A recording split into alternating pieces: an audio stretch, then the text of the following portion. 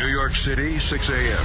An out-of-control satellite radio show is being broadcasted to millions of Americans. Here we go. Here's the bit. At the controls, Greg Hughes, a father. I would love to say we have the best job in America. Anthony Cumia, an alcoholic. It could be the best thing ever. And Jim Norton, a comedian. Out loud laughs. How do we explain the show? We should start there. Oh, here it is. The three men make up the Opie and Anthony Show, a popular radio program known for its cringe style of entertainment and having very few limits. Oh, shit. This is a freak show. Why would anybody want to come on this show as a guest? Under the right circumstances, something weird could happen. I don't give a fuck. Laugh out loud funny. Which I love. That's what I love. In the past, they have been accused of multiple FCC violations and have even gotten their show suspended from satellite radio. Because when you listen to our show, you know what you get. You know what we are. Everything has to do with cock or balls. No, the jokes all end up talking about cock and balls. You're a waste of life. Fucking listeners, go fucking die. Excuse me. Everything you are about to hear is real. Real people, real excitement. Wow. Get ready to experience the thrill of a lifetime. This is the Opie and Anthony Show.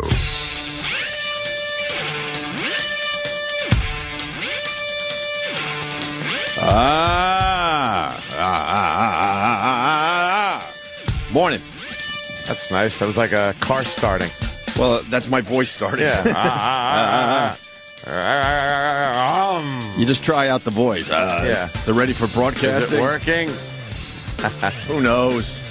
Good morning, everybody. Hi there. Some fucked up stories in the news that we've already discussed for a half hour. Oh, yeah. There are some stories that cannot wait for the air. We have to just talk about them immediately. We should roll tape, though. I know. Because now we got to make believe we're telling each other for the first time. That's good. It simmers in your brain a little, and maybe a couple of new angles come in. Well, we can start with this. It's a quickie. Lindsay Lohan is a kid.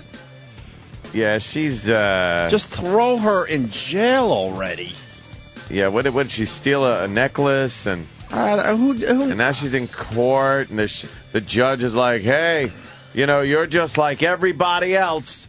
Oh, really? That's what he said. He goes, you're just like everybody else, and you have to adhere to the law like everybody else. And then he goes, so, one more chance. They gave her another chance? Yeah. She's got one more chance? She's not I on bail. fucking hate the California criminal justice system. She's not like anyone else, then. No. It's like a celebrity. Anyone else would be doing some good time. Not hard time, but you would be in jail for a little while. And if she was like Fantasia, oh, fuck. jail for a year. Oh, certainly. Yes. Certainly. Jail for a year. How are you on least. probation and you commit a fucking felony theft, and nothing happens to you? Yeah. Oh, do I want to suck her She tits? won't see any. Yeah, she's out on bail. They're big and heavy. They're nice, but still, she's in that tight-skinned white dress. So the judge had a problem with that, even. But in the end, he or she had no problem with anything. She's out on bail, so she could actually get jail time. But it's When will it be decided? yeah, who the fuck knows? Oh, this wasn't decided. This was just bail? No, but the guy says, the judge is saying, hey, count your blessings and adhere to the law, blah blah blah. But she won't even do that. She'll do something else stupid. Yeah. She's a klepto, I guess. She's everything. Everything. But you saw the necklace she stole, right? Yes. It's not worth. No. If you're gonna fucking, steal something. Make sure it's worth it. But she's stealing shit. It was a lame ass necklace, as far as taking a chance at a felony. There she is with her new duck lips. Oh, yeah, she's got her duck lip thing going. And she has her blonde hair now. The top lip is not supposed to be bigger than the bottom lip. Why are they doing that? I'm a thieving platypus. She's just hateable. Yeah, she really is. She's fucking hot, though. Like remember she had the fuck you on her nails recently? Yeah, it's like, she's just a cunt. And then look how she looks over at the judge and her lawyer. She's looking like, oh, God, I got to deal with this. Like, yeah. She really is a stupid, duck-lipped, fat-titted zilch. And she's got that same lawyer every time, right? Just coddling her that lawyer and taking must her just be money. Like, cha-cha-ching. Yeah, of course. Cha-cha-cha-ching. She probably gets very excited when her phone rings and it's Lohan. Lohan. It's like, oh, it's Lohan again. Here we go. All right, well, that's happening, and the skin-tight white dress. Oh, look at those pictures. Had everyone in a tizzy yesterday. She has some of the best in and out of the SUVs and limo pictures. Ever, I think. Yeah, she got a lot of good ones. Right up Big there. Fucking fat pussy shots. Fucking nipples hanging out. She's a disaster. She's perfect for you. Oh, she's great. What a mess. Can we get the number for Anthony? Oh, no, there was no chemistry between us. Oh, that's right. We met her. Yeah. I forgot we met her. Yeah. I think we met her just before she started really going bad, too, Yeah, right? but you could tell something was going on. The wheels Like, were she shaky? Looked, yeah, she. That's her? Look at her tits hanging out. Her right big, nipple is just hanging out. Heavy tit is just hanging out. God, that's great. You can't be mad at her. Yeah. If she was ugly, throw the book at her. You got to let the pretty ones out. Half an ass cheek hanging out, her panties, her skirts tucked in the back of her panties. She probably just took a piss behind a dumpster. Oh, you gotta love that kind of mess. Sure. Wow. Oh, God. Does she even know her fucking dress is up on the red carpet? Why would she care? Well, this one's the golden carpet because that's the new thing. Yeah, the gold carpet. The carpet has to be a different color. Gold carpet. Pink carpet, purple carpet. Oh, Holy look at shit. that. Look at that. No carpet. Fucking vag. And we're up to no It's carpet. like Britney's. It looks deflated. pussy's terrible. She doesn't have like a beefy or it looks like there's no structure under it. So it Yeah. looks like you just blew up a balloon and then let all the air out, and then that's what her pussy looks Not like. even. You blow up a balloon and then break it. You know what I mean? Because even a deflated balloon kind of has just a little puffiness to it, just a little slight not so puffiness. much a deflated You one. got to break the balloon, But like and then one- just let it hang there. Like It looks like one that's been hanging around your house, like following you around for a few days, and then it finally hits the floor, and it's got like wrinkles in it. Yeah. right. She has like that kind of caved-in pussy. I hate that concave vag. It's just like out of fucking Caved in. stinks. Well, I bet you'd still put your mouth on it. Is that saying much, really? If Jim Norton would eat your pussy, is that really a statement? Yeah. Is there actually a bad pussy out there? Oh, yeah. Yeah. Oh, there's No, some. I mean like a real, Yeah, I've gotten some duds. Yeah. Yeah, Duds. like some real... The ones that are kind of concave. Ugh. Yeah. Looks like they were fucking spade shoveled out. That fucking pussy picture was taped on them. It's terrible. Concave. I hate them. You need a convex pussy. Do I? Yeah. Yes. Concave is what? Cave goes in, convex goes out. Well, I mean concave then. Yeah, You don't like the one that goes in. No, they're terrible. that's Yeah. what he's saying. Oh, I need a convex pussy. Oh, Yes, convex pussy. I should have known he would That's know. a good See, one. that's a good one. Oh, I'm God. joking. Yeah, what's that? What is that arrow? It's got like a fucking It's Plotto. a pussy skin tag. Oh my god! And what's like? Look at what's coming out of that. That's what It's they're like an calling the embryo. normal part. It's like an embryo. It does. It does. Yeah, that's it a does. bad one. It's too So, thin. so we got the Lindsay Lohan thing happening. We're done with that. Congressman, Yeah, that's another good one. you see the congressman? Oh, you're looking at it I right now, love Jimmy. him. This guy's great. What a dope. What an idiot. Look, What a dope. look at he's flexing. He's got his shirt off. I guess what? He's married and he wanted a little action. But it's Was he Craigslisting? What was Yes. he doing? So he goes on Craigslist. He's looking for a girl, a woman. looking for to exchange massage, and he his What does name that is- mean? Well, It's probably a. I mean, you're not actually. breaks the ice. Is that the icebreaker? Yeah. I think so. I've never offered one, but I mean, his name is Christopher Lee. It's such a great name too for the Christopher Lee. vampire. Yes. Anything worse than getting a massage and then she goes, "All right, it's your turn now." It's like, No, it's awful. It's like you dig in with your thumbs like fucking 3 times, and it's like, all right. Was that good? right? Because I'm tired. My hands hurt. A married New York congressman resigns after he's accused of sending shirtless picture of himself to a woman on Craigslist. Sometimes my hands hurt. The picture is just, what are you doing? He's shirtless. He's in shirtless front of a and he's- mirror, But and he's flexing his right bicep. his right arm. He's like, yeah, look at this, ladies. This is what you're gonna get, ladies. Does that work?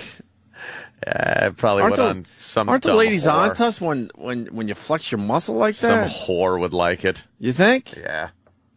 Seems kind of hack. But he used his real name, and he said that he was a lobbyist. And this woman, this is why you just have to hate people. She looked him up, did a Google search, and found out who he was lying about something. I guess about being married. She said he was divorced, and she said everything to Gawker. Like, what a cunt. He's a dummy, but like, why? But like, I hate this new thing with these fucking dumb whores, tattletales, that just turned the guys in. Well, that was Tiger Woods. That situation really escalated that. Oh, that's the new thing now. Even before that, you got not as much. The Tiger Woods really pumped that up. How about fucking Betsy? And fucking let's do some. I'm not coke saying there wasn't any before that. Yeah. Let's not forget about good old Pat O'Brien. One of the greatest stories ever. That was a great fuck you. I'm putting the tape out. Yeah. So what happens to this guy? He had to resign. Yeah, he sent her a bunch of information and pictures. I don't know what he lied about. He maybe he didn't give her a lot of money, or maybe he was, We're really amazed here. We were talking about this before the show that it was like, and the picture is out that he posted on Craigslist. I quit. I resign.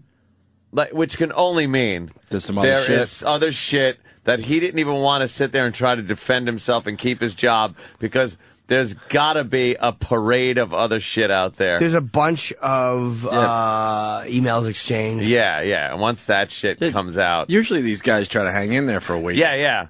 Well, I have the support of my dear wife. Right. It was a misunderstanding. We have gone through some difficult times. Right. Oh, here's the email about where you talk about how you want her to strap a dildo on and fuck you in the ass. Perhaps that's why he retired. I have a job offer from Sirius XM. Yes, they just offered me my own channel and a huge paycheck.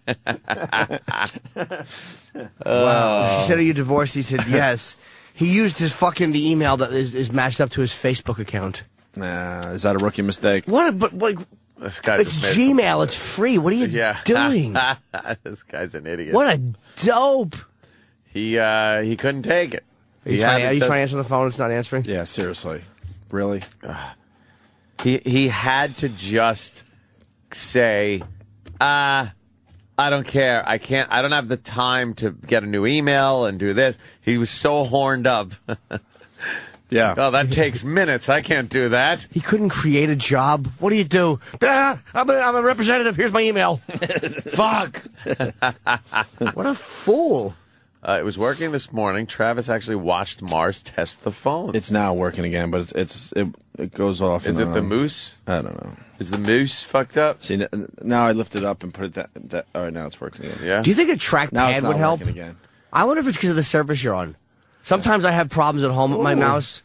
A trackpad, those little stupid things, I can't use it without that. I can never use them on hard surfaces like this. Yeah? So you need what, a little ball? No. Do you cup the ball? No, he's talking about the mouse pad. Mouse pad, right. The mouse pad. Mouse pad. I don't think most people don't use mouse pads anymore. Oh, right? I have to. Well, some mice work pretty good on all surfaces. Other ones suck. So. Yeah. No, I don't cup the ball. Some of the optical mice, the laser reflects back into itself, and that's why it gets jittery or it's not accurate. Nice. Yeah.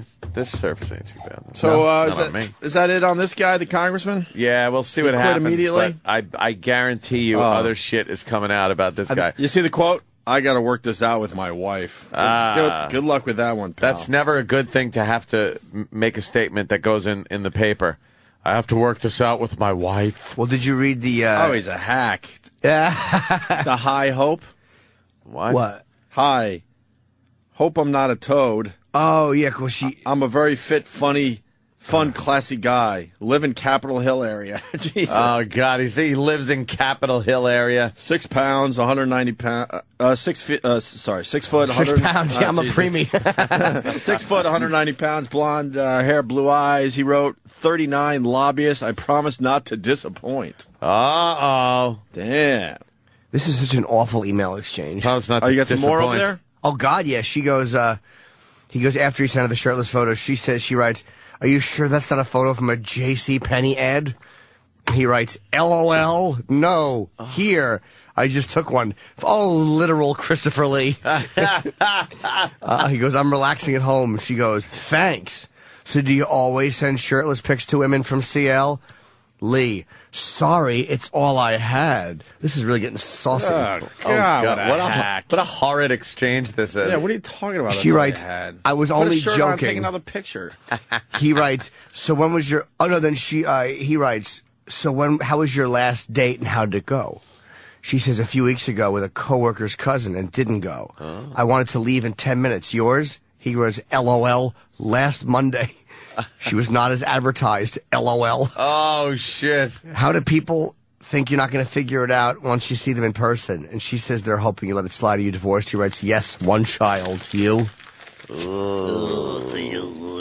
Liar, liar, pants on fire. Yes, shirt would be, but he's not wearing one. No, it's off. He is fit and in shape. He didn't lie.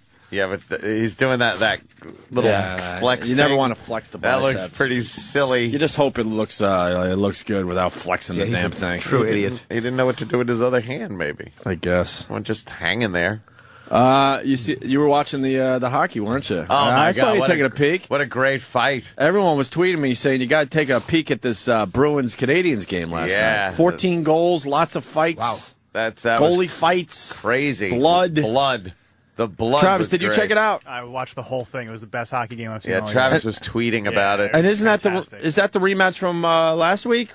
Or from last week? No. What was the game where they had like 4 fights within 5 seconds? Oh no, that was Boston Dallas. Oh, Boston is just fucking beating everyone up, huh? Yeah, no, this game. That was such a trip. Who won? Oh wow! Who won the fights? Who cares about the score? Because I'm not a fan of either team. The fights were kind of evenly won. Yeah, because I mean there were so many. Like, there was a point where the game stopped for about 10 minutes. Oh, nice shot! That's how a goalie fights, DiPietro. You and then the asshole. shirt over the head. Wow! And there's Wisniewski. Oh, that kills me that you fucking got him, Travis.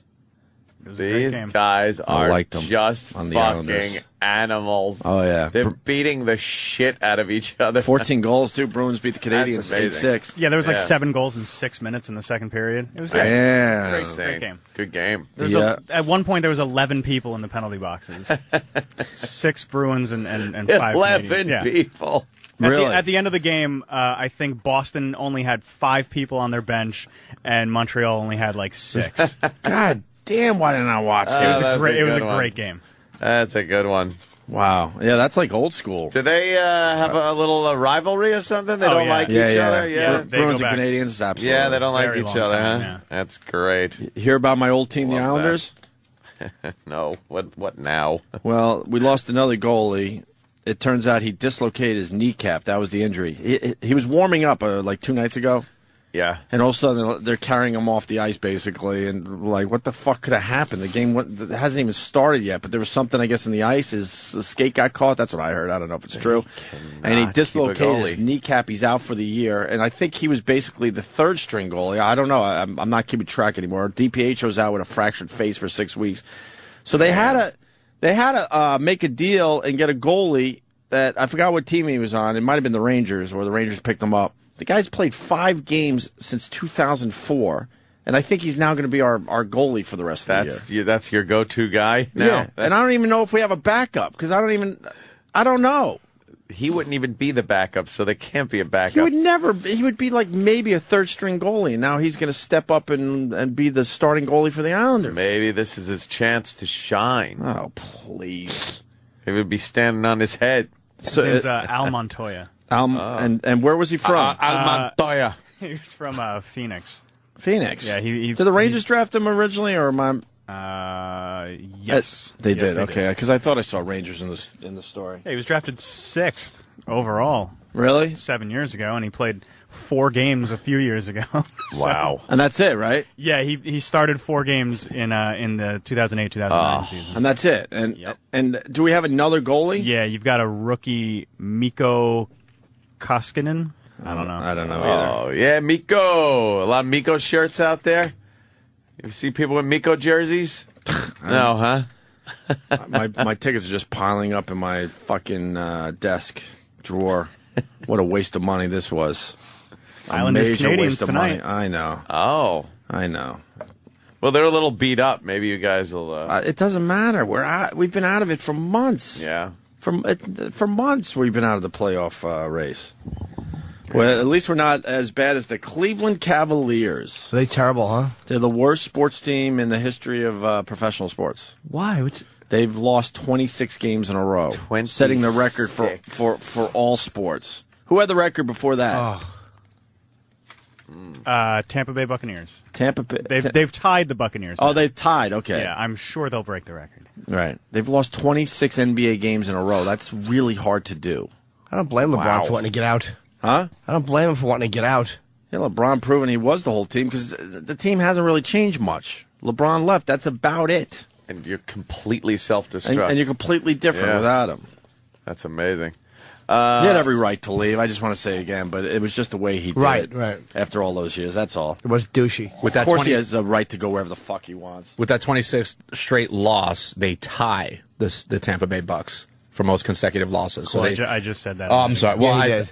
I thought you said that they had overtaken the record. No. Well, then I am wrong, and I should be severely punished. Yes, reprimanded. And then in other sports news, the Sanchez story's got legs. But I don't know what the big deal is. It turns out he's 20. Got legs, tits, and a fucking pretty face. The That's what that 17-year-old story's got. 17-year-old from Connecticut, Old Greenwich, I think. Yeah, she's She's pretty kind of a hot. party girl for her age or something. I don't know. And this father, you see the father's a very successful gentleman. And, Is it? Well- and the mother's like, we don't want to comment on this. We want this fling to go away. Oh, really? Oh, yeah. What kind of business is he in? I don't know. I think he's in the financial business. And Is that what she looks like? yeah, that's Not but bad. they cut Not bad. They cut the rest of the picture off. She got like fucking. They showed it down to here, and she's got nice big meaty tits. Oh, Jesus.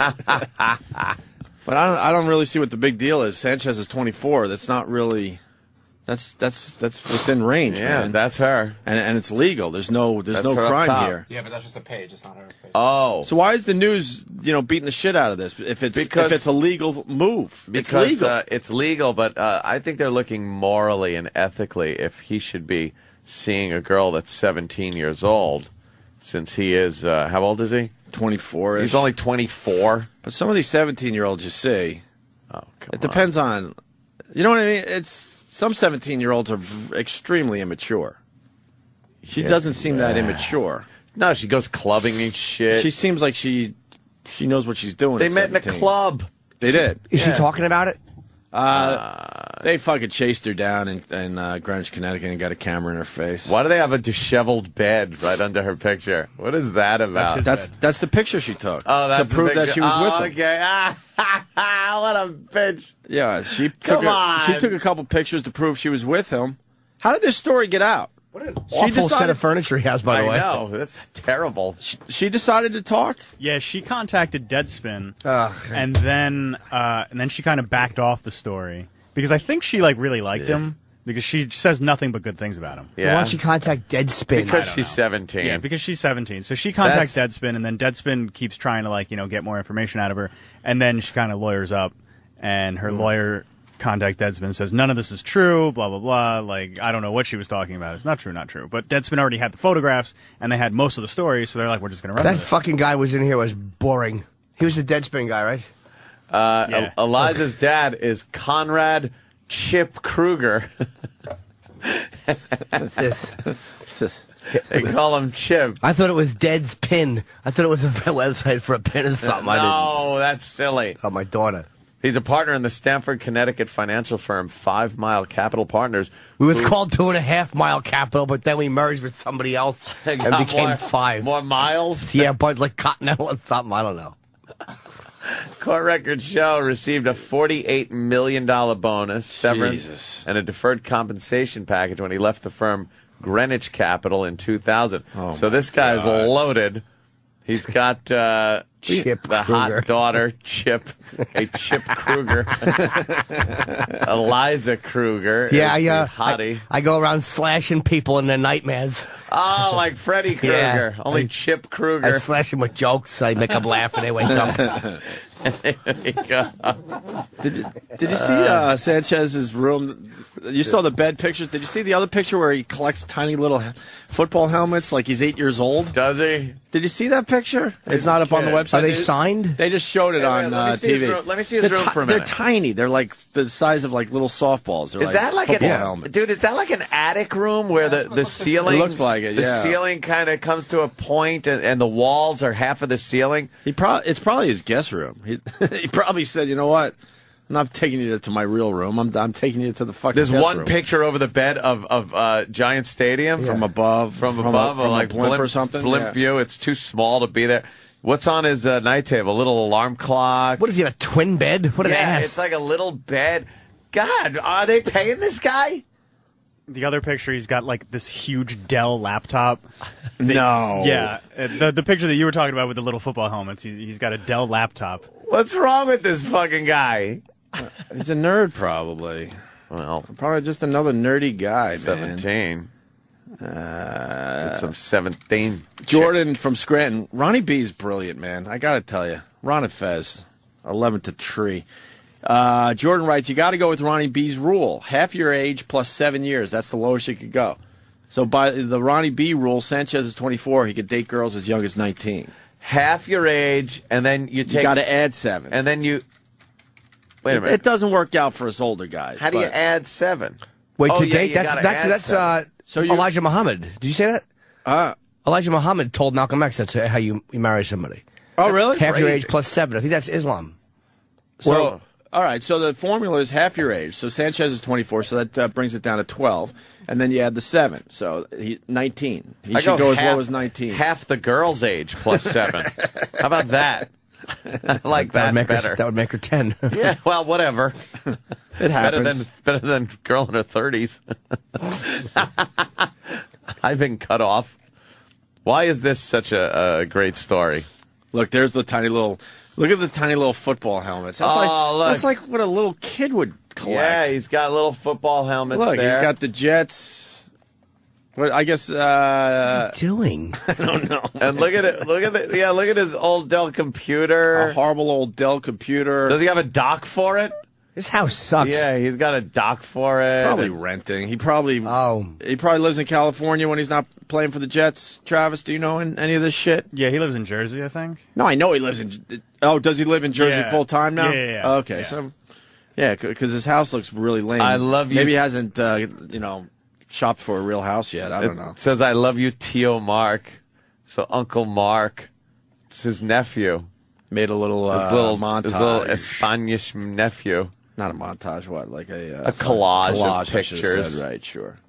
A decoupage. A decoupage. What a horrid room he has. So He's going to impress a fucking chick that's grown up in a house where the father has $48 million from a bonus, and you take her home to that? What's on his little windowsill in that picture? yeah, we're zooming in to try to see all the shit. Candles? All Candles. right. Romantic. And what's the upside down poster? Broadway Schmo. All right, that's a Broadway Joe. That's a goof on Broadway Joe Namath. So Broadway Schmo, they must have been calling him Broadway Schmo, and he keeps that in his room.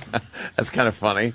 That's like having the Opie and Dopey newspaper cover. Well, you have to frame that. Oh, there it is. Sanchez loses 5 interceptions as lowly Bills Sink Jets in overtime. sink Jets in overtime. And then big fucking letters, Broadway Schmo. So he decided he needed that. He Just because he kept made. that Daily News cover. That's what we did.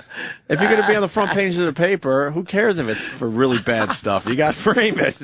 That's great. I like this guy. I framed the Opie and Dopey. Yeah, why not? This guy's all right. Yeah. And the girl's. Fuck. The girl's just a dope. Well, she's just a dumb, youngster. But going with what the are you gonna Tiger do? Woods thing, look, you sleep with an athlete, you got to get that info out there immediately. Yeah. Because it might mean a little fame, a little fortune. Yeah, it looks a little sketchy. Like, I'm reading more about it. Really? And she contacted Deadspin claiming that one of their writers was like trying to figure out who Mark Sanchez hooked up with on a New Year's Eve thing, which was her. So AJ replies with, we weren't doing that story. And then she kind of just told him everything that happened to clear her name, but they weren't wondering to begin with. So Okay. It's a little, like, She forced herself in there. yeah. Forced that story. She shoehorned her young millionaire's vagina. Oh. How lovely. You know what that is like? It's a non-story though. Nah. But the news is, I mean, they're all in. Who cares if she's 17? It's totally. How old It's is he? legal. 24. It's legal. What? And He's 24. It's not 24, 17. Oh, come on. Age of consent, I think, is 16 in Connecticut. I think they were saying. They're So just looking like it's like, not even close. He's a quarterback for a professional football team, so I guess he's supposed to act in a certain manner. He did. He stuck his dick in someone. That's what Yeah. you should do. Plus, Yeah. these 17-year-olds are not like 17-year-olds when we were growing up. Unfortunately. 17-year-olds when we were growing up? Come on. They were like Yeah. ridiculously immature. Were they though? Because I remember some Yeah. big-titted chicks back then. There's Like some good We ones. had one in our high school that you knew she knew what she was doing. Yeah, there were some good ones. But most of them, I mean, they never dress like they do today. I think Britney Spears started all that for us. Thank you, Britney. Throwing some real slutware. Who do you think started it? I gotta go. Because when I was growing up, fucking high school girls did not dress like they're dressing now. I think there's a little Lindsay to do with that. Lindsay Lohan. Because everywhere I go, it's always the leggings with the Uggs. Not like I'm complaining. Oh yeah, no. Yeah. Well, they Not- keep updating the look, but I'm thinking who started it. And I think it might have been Britney Spears. I don't know, man. Dressing all All I fucking see is- sexy in that goddamn first video of hers walking down the hallway in the Catholic schoolgirl Yeah, it was I just see pretty good. chicks walking around I with think that was the moment things changed. I Yeah, that really was a do. good one. basically what amounts to pantyhose Oh yeah. Yeah. and boots. Yeah, Yeah. pantyhose and boots. You know how great that is when you're on an escalator with that ahead of you? Yes. They Where cough. it gets almost see-through. Yeah. Well, they cough and you can see the outline of their pussy. Oh, that's great. See a big pink sock down her pant leg. Right. What pulses when they cough like a dog's That'd be ass. disgusting, wouldn't Yes, it? it would be like a little pink slinky in her underpants. Madam, your asshole's tumbling out, please. Steve in Connecticut. Steve. Hey, I'm wondering if you'd respect Mark a little bit more if you had an 8-year-old Jeep that produced no heat. Well, that was I have a new car finally. Well, now it's a couple of years old. I respect Sanchez. I have no problem with this one. He's 24 years old. He starting quarterback for the Jets, Exactly. and he's got 17-year-olds throwing themselves at him. Why not? It's legal. Yeah. No, that's all good. I just meant he was a little slow like you to embrace his wealth. Oh, You were criticizing his room. it's Is that what it is? oh yeah. All right, Yeah. punch it out. Yeah, I guess you're right. Yeah, to this day, I don't spend as much as I should, I guess. He lives on the Trump golf course. What? Mark Sanchez does? Yeah, Trump's got just an amazing... Hold on. Yeah, why with this fucking... Does he live in the fucking caddy shack? Phil in Jersey. Will look like shit. Yeah, I know. Yeah, that's the report. He's living in a townhouse on the Trump golf course right in central Jersey there, Bedminster. Real nice new course. Yeah, it's a new course with all those condos and stuff, right? Oh. Yeah, if you watch Hard Knocks at all, it's near their training facility, which is in Florham Park. Didn't So a lot of Cervic Jets have Construction do those condos? Funny you should bring that up. Golf courses and cemeteries. Biggest waste of prime real estate. Did you see John Daly's new golf bag? No, what is it? Is it the one? He went for it. You went for the Rodney? I don't know if he's bringing it on tour, but I think he tweeted yesterday. If you can find that, Danny, I don't know. John Daly's new golf bag, but it's fucking it's Rodney's golf bag from Rodney's, Caddyshack. yeah, the big one. Yeah, the big one with the TV screen on the side. Yeah, the cassette player and the tap in it. And it looks like he has the TV screen. I don't know if it's a fake TV screen. I don't know much about this golf bag, if anyone knows. That's pretty funny. But it hit yesterday, John Daly's new golf bag. I forgot what website I saw. There it is. That is totally the Rodney. He went for the Rodney bag. How great is that? With the Wow. big old school TV screen? Wow. Yep. Is it exact? I couldn't tell, I Ann. don't think it's exact. But it's close. It's close. Yeah. Is that why he's doing it, you think, because of Caddyshack? Oh, yeah, Daly rocks. Daly is a rock star, man. Fucking Daly rules. We had him on the show once. crazy. I wish we could have him on more often. Yeah, that is true. On the phone. Yeah, And he was really, really cool. So. Oh, I last night, gotta say, watched Patrice's special. I was there for 'Cause the we have fucking taping. Yeah, I watched the special. He's so fucking funny. It was man. good, right? I just saw Yeah. part of it when he shot it. But It was really good. He just is. He's vicious, but then he's got that smile. The women are like cringing at some of the shit he's saying. The guys are all laughing their balls off. He's calling out people. for just being assholes, and women for being hypocrites, and guys for not being honest, and it just really is. You know, the title's The Elephant in the Room, and he really is just like saying shit that is making people so uncomfortable. Yeah, and everyone else is laughing. And it's just hysterical. I don't know when it's on Comedy Central. February? Forgot the exact date, but we it's got coming soon. We got the advanced disc that has some extras on there, too, where he's just being mean, which is great. Right. Like, the extras are, it's him just being mean, and it's great. Did it make the extras where he went after the one girl in the audience? Oh, yeah. Oh, is that beautiful? And she's just sitting there like, and he's looking at her going, yeah, just calling her out. He fucking nailed it, man. That special's going to do really well for Comedy Central and Patrice O'Neal. Elephant in the Room? Yeah. It's watched that last night. I was fucking laughing. 5 minutes in, I'm just fucking laughing, going, this is great. I saw the movie Kevin Smith recommended. Oh, Catfish. I still got Jimmy. see I saw that. Yeah, I watched that last night too. Are you all in now? Yeah, I finished watching Catfish. He hasn't seen it, but are you all in now? I was exactly where you were yesterday. Halfway through, I'm like, what? And then I watched to the end because everyone says this, and Kevin, I think, said it too. Watch to the end. I'm all in. I don't know. I got to read more. I liked it. I definitely liked it. And I got it figured out. I gotta watch it again, or I gotta read more about it because it's just one of those. It's just one of those. I got it figured out. I want to. I'll tell you during the break. I was surprised at my reaction at the end. Like, I was surprised how I didn't feel like I would have thought that I would have felt. Real or fake? I guess we could say that. Those guys have a lot of balls. If it's real, they have a tremendous amount of balls. I say real, and I say you're wrong. Okay. But I don't want to say any more because I don't want to ruin it for people. Give me that Sharpie real fast. Someone talk. Where is it available, by the way?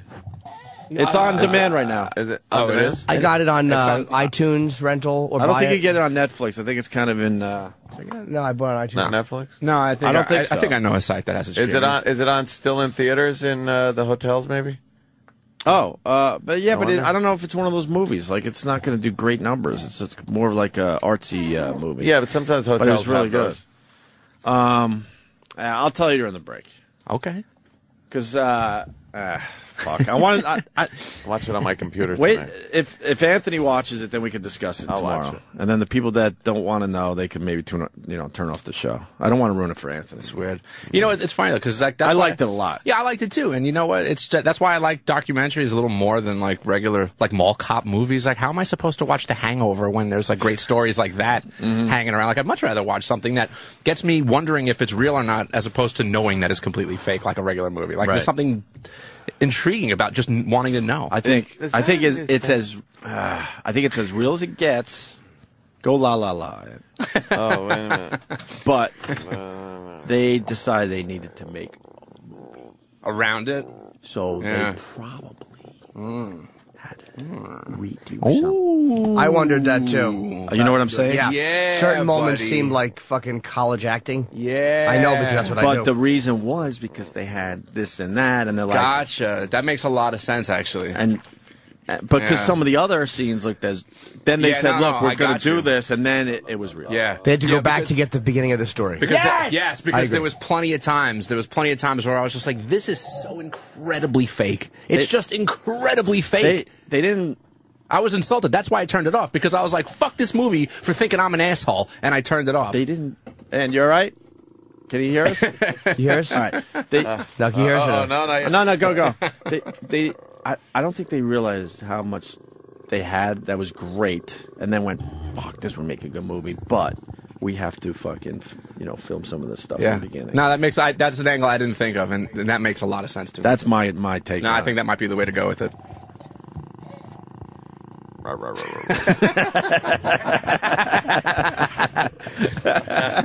It was just funny hearing you make it. Like, you sound like a cat getting your asshole tickled. Is that your take on it too, Jimmy? Yeah. You sound like Dr. Steve sleeping. No, I kind of, yeah. Because I felt the same way Danny did. Travis had to ask me if we were done talking about it because he wants to see it too. He's watching it on, I think, tomorrow, so he just completely cut us off in the other room. I will say it's good though. I mean, I liked it. It does make you wonder. And I won't put this on the air, but this is why I think it's completely real in the end. I won't lie. Yes, that part was. Because there's no way you could get away with that. I agree. No fucking way you could get away with that. That's what turned me. There was one scene where I was just like, and you probably know which one I'm talking about, both of you guys. Yeah. And I was just like, okay. Yes. Okay. And then I thought I should pull that for the show. Yes. Yeah, I That's when I went, this has to be real. That element of it also made me think like because you wouldn't, if you were making a documentary, think to do that. Like that was a weird angle. That's the point where they go back to. I know the listening audience has no idea what we're talking about, but I know. I apologize. when they go back to the car and they tell the third guy, like, yeah, it's okay, and he's like, "Are you sure?" And they're just like, "Yeah, it's okay." Yeah. All right, we're done. We're done. We were done 5 minutes ago. We just wanted to hear that noise. Very, very strange. What a creepy noise. Hey, speaking of Kevin Smith, he was on Joy Behar. Was he? Yeah, he was talking about us and Howard. Really? Yeah. What's going on there? He was praising us. And he said that he doesn't really go on Howard, but he did try this last visit to New York. He openly admitted he tried. Oh. And they weren't interested. So I guess Joy Behar asked him about it. It's quick. Are you feuding with Howard Stern? No, not at all. I was on last time. What's that about? What's that question about? Somebody, I haven't been on Stern in a few years. I go on Opie and Anthony now. I go on every radio station on the planet, but I haven't been on Stern in a couple of years, and that's only because the last time I was on, I was promoting an evening with Kevin Smith, a DVD I did. That was like me speaking and stuff like that. And really? Yeah. Can you believe it? Just It was speaking. me talking and whatnot. And I'd been on Stern many times. He would call me up like 1 week every morning to ask me a comic book question. I was always there. I grew up listening to that show and whatnot. That day when he had me on, he had this kind of really reductive, like Kevin Smith is always calling in and trying to be on this show. That broke my heart. I was like, I've never once called this show asking to be on it, with the exception of this time to promote this DVD. And at that point, I was just like, you feel weird. Like you're going over some dude's house who's the popular kid, and then when you're there with him alone in the room, he's nice to you, but then when other people are looking, he's like, look at the fat guy. The fat guy's a loser, everybody, right? Well, he's I like that. to go to Opie and Anthony, and you can literally sit there, and those dudes are like, take the ball, dude. Tell stories. Like, we talk all the time. You talk. Tell your stories. I see. So for me, I'd much rather go a place where they share the ball and they're not going to make you feel bad. Like, just to get on the show, you have to run a gauntlet of insults. And it's like, I'm too old for that. You know? And there are people who are willing to talk to me who don't want to insult me either. So I'm not mad at them, but I'm just like, at this point. And then I tried to get on this week because I was in town, and a lot of people on Twitter were like, go on Stern, go on Stern. And it had been like 6-7 years. So I was like, you know what? I'm here in town. I got a free morning on Wednesday. I'll try. And I tweeted Gary and Howard about being on the show, but they were like, we're book solid. So everyone said it was because I did Imus and I also did O&A, but whatever. I don't play those politics games. All right. There you go. Okay, all right. Joy Behar. Okay. I like her, though. Yeah, I do, too. I do like the Joy Joy's Behar. a good egg. Yeah, there you go. That was kind of cool. Kevin Smith's aight. Kevin Smith is the shit, man. I mean, he's very honest. He'll just tell you like it is every single time. Good guy. Yeah, he's But I'm sure honest. people will now spin that audio and make it into something, but he told you exactly what it was, so, in his opinion. Whatever. All right, what do we got going on today? We got Michael coming in. Mike? How do you huh?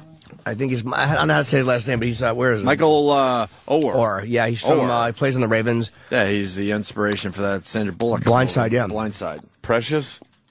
I'll say that when he's here. Yeah, will you? He's a big dude. No, not at all. And who else? And Jay Wow. Okay, I thought today. From Jay Wow. Jersey Shore, yeah. We're getting all the Jersey Shore people. Gee. What time are they in? 9 o'clock for Jay Wow, yeah. She's very sexy. She's aight. Hope she lets me touch her bosom. She might just go hold him. I'll go, all right.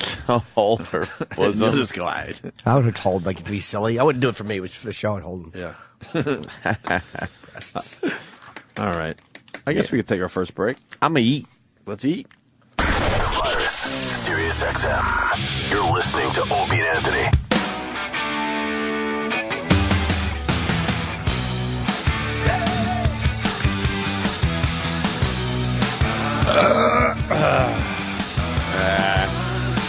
Chris Lee is giving his little retirement statement, his resignment statement. He was the shirtless guy? Yeah. Congressman? Like, I got to work on things. Blah, blah, blah, Sorry blah, to blah. my constituency and my wife and family. He doesn't have to work on anything. That's what he wants to do. That's absolutely what he wants to do. Why do you have to fake it in the media and go, I got things to work on? Yeah. And... No, that's what you want to do, so go do it. You were working, all right. He was working it. Flexing that bicep. Working them biceps, yeah. Every time you look up, it's on another TV screen. Yeah, that's the big story. And let me tell you. Do you like the Eskimo coat that the women are wearing? Are they wearing it? Some of them look cute in it. Some. It's big this winter, right? You can't be big in it, or else you look like a real Eskimo. You know, Right. You want to look like nice. I'm talking about the one where the hood goes up and then it's very how do you call it? Like furry, but long furry. Yeah, around the rim of the around hood. the face. Those used to be snorkel jackets. I'm seeing that coat all over New York. Remember in the 70s, Opie? Do you remember the 70s at all in your elementary school days? I was in kindergarten. Well, yeah, something like that. 75 it was. Anyway. Snorkel jackets were huge. They were the cheapest jacket. I remember because they were easy to make and cheap, right? Yeah, real cheap. And I never had one because I hated them. And I noticed a lot of the ethnic and financially destitute children had them at school. Fuck, I should have had one. And I never, although it was put a different way in my house. And I think my brother wanted one or something, and he asked my mother to get one, and my mother said no. And then she threw a horrible word out there. She said they wear those, and my son isn't going to wear those. Same thing with PF Flyers. I wanted the PF Flyer high top black sneakers. And she goes, you're not going to go to school looking like a... And then that word came out. Oh, boy. Maybe, perhaps that's why I embrace it so these days. I was taught at home. It's just I'm perpetuating... I learned it from you, okay. The hatred. Yeah. Fantastic. My old days of just hearing that word every day. I heard that word. I don't remember my winter coat, so I'm starting to think I never had a winter coat. Oh, is that it? Yes. You sure it wasn't just passed down? I don't know, man. Hand-me-downs? I have no memory of a winter coat when I was growing up. Yeah.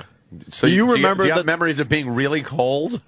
Yeah. Okay, maybe you didn't have a winter coat. Yeah, I remember wearing Wonder Bread bags in between my shoes and my socks. It's Gore-Tex. Did you do that trick? Seinfeld. Did you do that trick? What? The Wonder Bread bags? I only used the Wonder Bread bags. Yeah, I used those.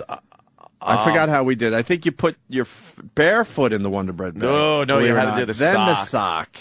When did you guys do that? And then the shoe. You had to do sock first, then Wonder Bread, then another sock. Yeah, I'm trying to remember the combo. Then the boot. I remember we did it, though. Yeah. To keep your feet dry? Dude, we didn't have like fucking winter boots. We had sneakers or whatever, man. We didn't have. And I sprayed skeeter pellant on it so I would get out of school. But the teacher told me if he ever catches me spraying my feet with skeeter repellent. We didn't. We didn't have a lot of footwear.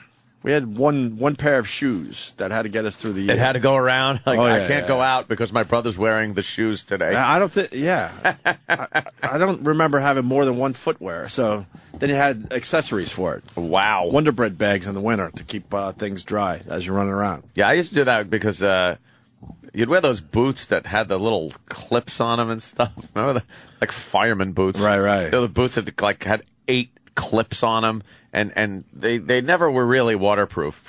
So when you went sledding and whatnot, you needed the Wonder Bread shit on What did you use for sledding? Because we didn't have sleds either.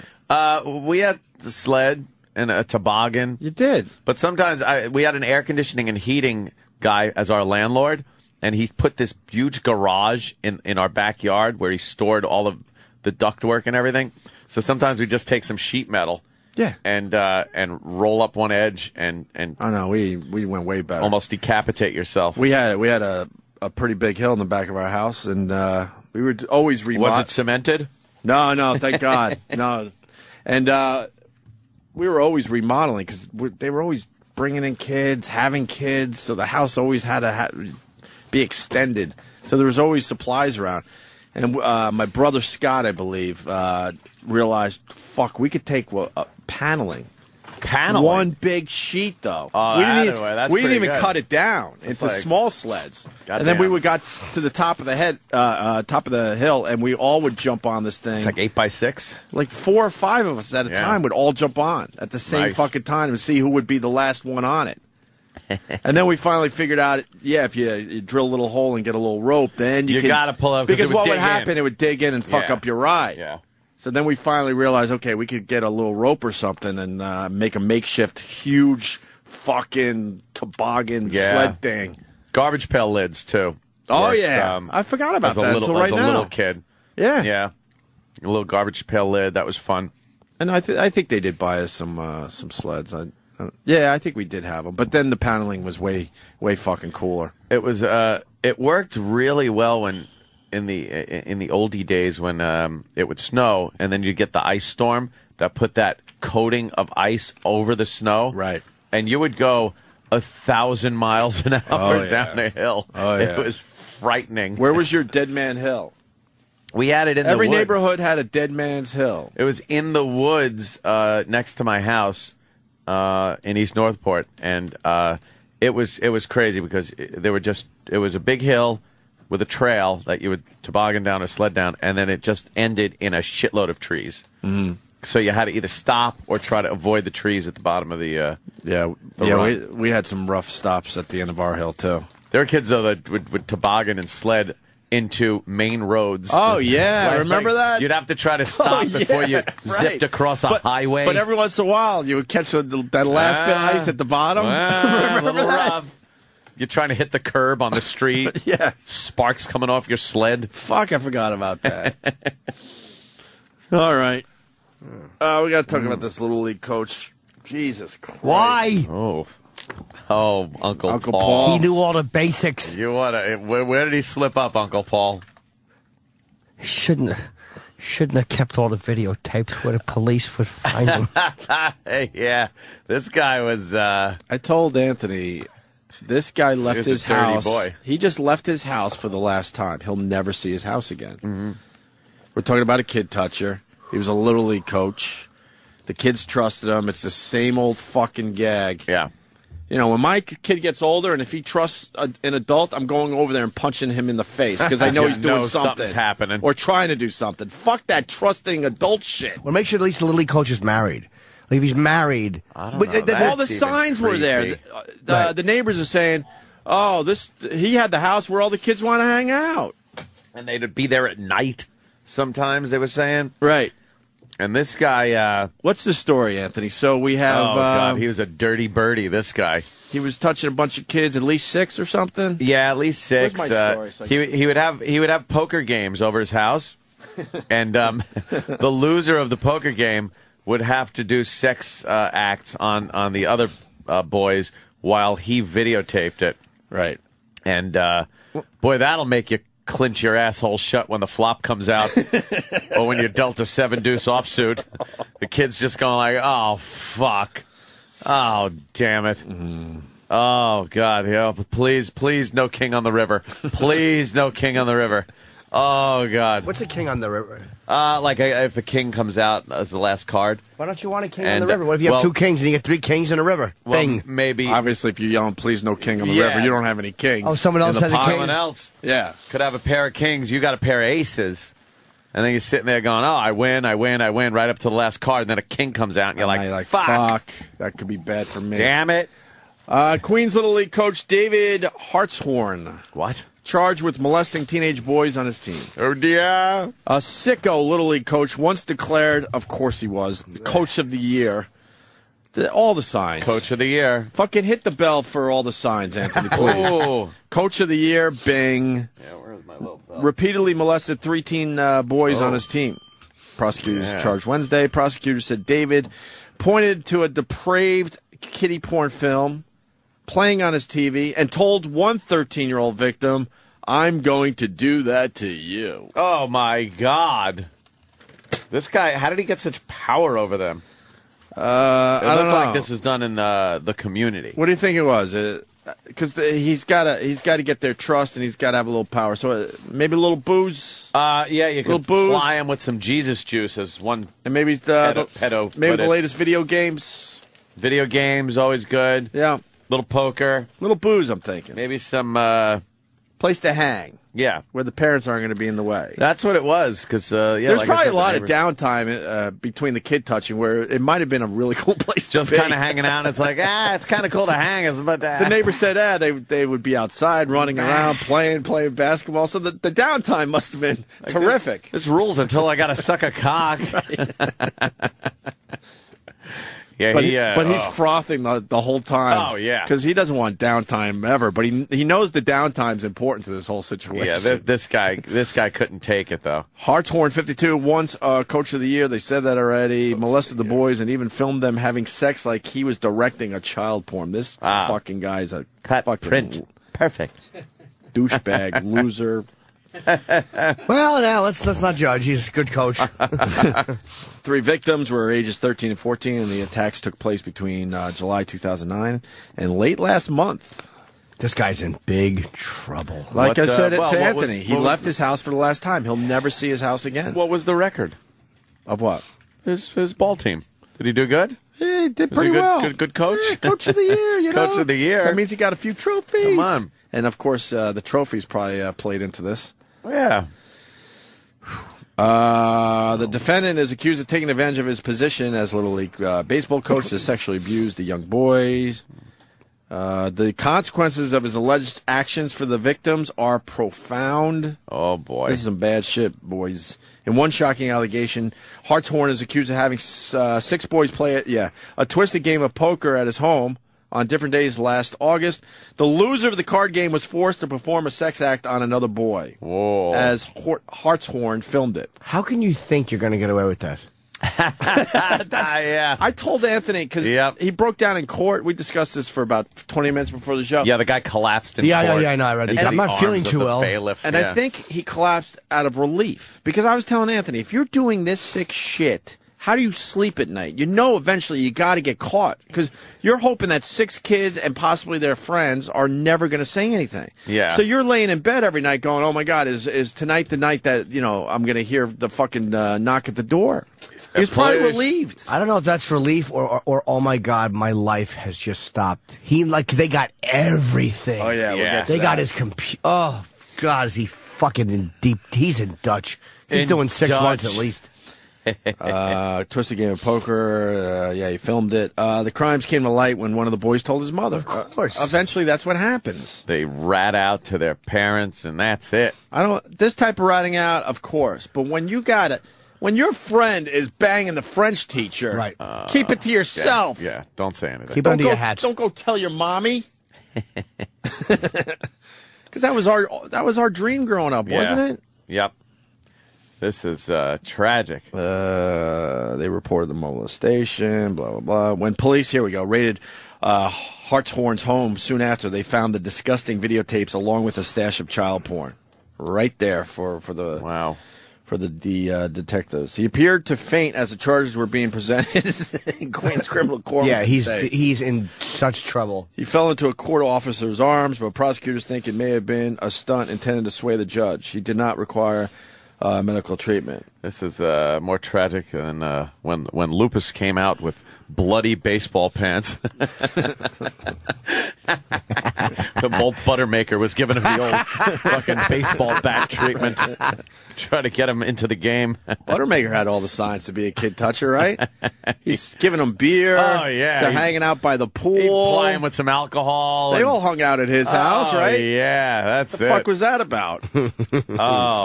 Old Tanner Boyle sucking dick after a poker game. Why do you think what's his name was up in that tree? He didn't want to come down. He didn't want to be touched anymore. What was his name? Hank Aaron, right? Didn't he change his name to Hank Aaron? Something. Yeah. The black kid. What was his name in the fucking movie? Mohammed something. Yeah. Neighbors said that it was routine to see a number of boys at the home, even at night. So, oh boy, the boys would often be playing basketball outside the home. So the downtime, like I was talking about. Yeah, sounds fun until you got to, And as a kid, you're confused because you're like, oh, man, look at all the great stuff this guy's giving us. This is great, but fuck. Right. I hate the parts where I get a weenie in my ass. You think they were practicing poker at home before they had to go to the House of Horror? Becoming professional. Right. It was Ahmad. Omad, thank you. Abdul Rahim. Rahim, thank you. Yeah, he was up in that Bears. tree because of Buttermaker. Right. Oh, damn it. Just fucking dealing the cards and looking and just shaking as you're looking at your hand. Oh, no. Oh, please. Right. Well, this guy's done for. He is in a lot of trouble.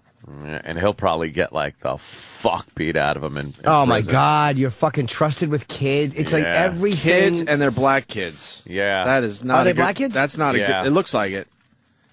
Yeah, just it looked because like it. just because the neighbors that were doing their interviews. The community was being, they were talking about how, all the kids, even my kids went over there. I was like, oh. Yeah, it looks like it. So, oh, boy. You got a guy that was touching black kids going to jail? Oh, boy. What happened with the guy that we used to know that had Good to luck, went to bro. jail for that? He's out? Which guy? You know. Oh, Pereno? Oh, yeah. I don't want to say Oh. Yeah, it happened. No, I know. I just Yeah. make his life any worse than it already is. Yeah. Well, please. Why? You want to protect him? No. You're right. Yeah. Is he out? I don't know. I think we lost I think touch. he got out We lost touch with him years ago. a couple of years ago or something. Mm-hmm. But He did some time. Yeah, you're right. What am I allegedly, doing? he was driving around the D.C. area, picking up inner city children with the promise of PlayStations, and taking them back to his abode, and just wow. I wonder if there's any trouble for that, like in jail. Oh, I bet. Oh, there's gotta be. Come on, this dumb white guy.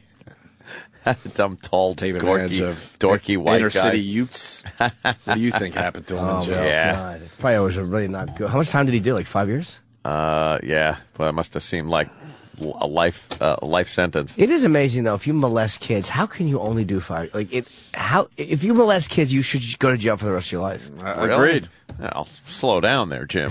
Completely agree. But you know what I mean? It's like property crimes, armed robbery is 25 years minimum. Yeah. I understand why a guy robs a bank. I really, even though it's a terrible crime, but if you rob a bank and don't kill anybody, you're going to do 25 years anyway. Yeah. So you might as But well if you kill fuck somebody? a kid, So you might as well shoot your way out. absolutely. Yeah. You might as well. Shoot your way out. Well, That's why they have. That's why a lot of times they do go shooting because they know they're going for the rest of their lives. and why would you ever look at the robber? Fuck that. Would you take a peek when you're on the floor? No. I would just look straight down at the floor. That's Why actually. would you ever look? That's the always the wrong move in every fucking bank robbery I would. movie. I would have to take a peek though. You would take See a peek. See if his back is turned, and then just blast the back of his head out. Well, you got a gun. No, they already checked you for shit, and you're on the floor. Check me. Guy ain't checking me for nothing. I see. They usually come in and go, on the floor. No, most bank robberies are just some guy that goes up Yeah. to the window. No one knows the bank's being robbed until he's out. It's not like the movies. And why Like would why would you be the dummy that pushes the button? It's not my money. I'm not moving. Town? You see how they robbed that bank in the Yeah, town? They yeah. just burst through the door Yeah, it's and just great. start smashing faces. And That's how you got to do it. Yeah. But why would you be the teller that has to nervously try to go for the button? Fuck that. You're Yeah. not paying me enough. No, fuck that. I'm not going for the button. I was in an armed robbery and I did look down. And I told my girlfriend at the time, look down. Really? Oh yeah, years ago. What happened? I was in McDonald's many years ago in North Brunswick, and the girl I was dating, her name was Tina at the time. I'm getting chills. And Seriously, that just gave me fucking chills. we're sitting facing. This was McDonald's in North Brunswick, and it faces out. We were sitting at the counter looking out at the parking lot, and Tina and I are sitting. It might be 9 at night. It was late, and I see to the left. There was two entrances, one to the left, and then the front entrance, which is to my right. And I see 3 guys coming in, Uh-oh. or 2 guys coming in wearing parkas. Yeah. Ski parkas, and it was August, and I immediately knew Oh, shit. there was a problem. So the one guy comes in, I forget what he said, but he's got a pistol, and the one guy comes over, he grabs me and my girlfriend. And, Did he say oogly boogly? yes, he's like, I love it. You got grabbed by these guys? Yeah, but not. How many people were in the that's funny. McDonald's? Not that many, maybe 12. It was late. But they grabbed you out of everybody? No. They were just trying to get everybody to the front of the store. Okay, they were just... So they grabbed me and corralling Tina. you He guys just corralled us, right. But she fell getting up. And he's like, come on. And I was like, they're going to rape her in the back. I was really scared about that. Oh, man. So we walk up to the front, and I was holding a couple $100 of her money. This was like, this is probably 1988 or 89. It's before I did stand-up. Wow. And I remember the one black woman ran out the front door who worked there. and there was somebody corralling people from the front. So we were all up at the front, and I had my hands up, and I was like, I just told team to look down, don't look at him. Do not look at the guy. Look at the floor. Look at the floor.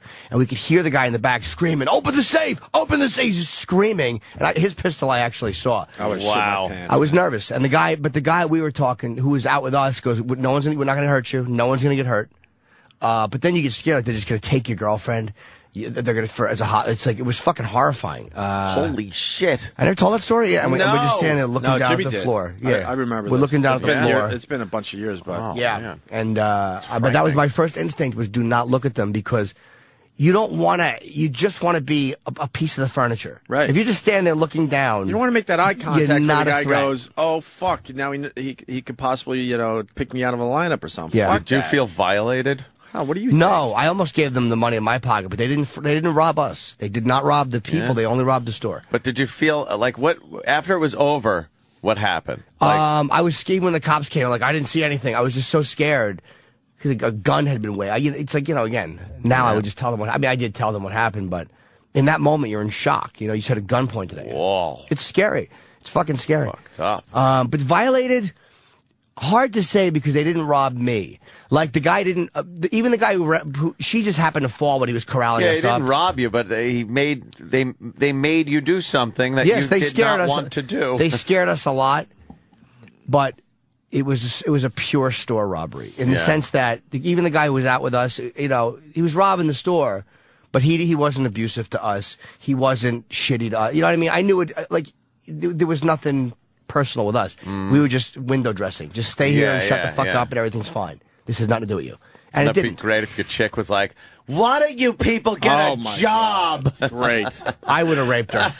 Great, right. But that is what I was scared of, is that they were going to grab her on the way out the door. It's like, And you just never go know. like, let's take this. And then the relief when they were gone. Tremendous relief. course. But they ran right out. But hearing that guy yell in the back, he's going to kill that guy. That's got to be very scary when you're being forced to open a safe. Open the safe, motherfucker. Yeah, I don't remember what he was yelling, but he was really fucking yelling. I would forget the combination. Oh, dude. It would just man. leave my mind. Boy, that really is one of those things where it's like, don't fuck it up. Yeah, it was very, very, very, very scary. But again, there was like three Hamilton, guys. like Hamilton trying to open the safe. Open the fucking safe, hey motherfucker! You don't know how many Throw had coffee in guns. his face. Even if I had a gun, I don't know if I would have pulled it, because Yeah, when you got more people, there was than three one, guys. That's and rough. It was like, what are you going to do? Blast them all and risk getting other people shot? That would have been a tough call. Yeah, that's one of those calls where it's like, just stand here and just be prepared, but don't do anything. Yeah, Right. that's a situation where you gotta roll with them. because there was a guy in the back who would have been shot. If you start hearing gunfire, That's different. Then you got to start, self-preservation mode. But yeah, you can't endanger. There's not a situation if you're legally allowed to carry a gun concealed. It doesn't mean every time something happens you pull it out and start fucking shooting, because you could definitely fuck the situation Or up. you can get yourself killed, because there was a guy behind us, and the guy, it was like there was just, they weren't all in your sight line. That's what was.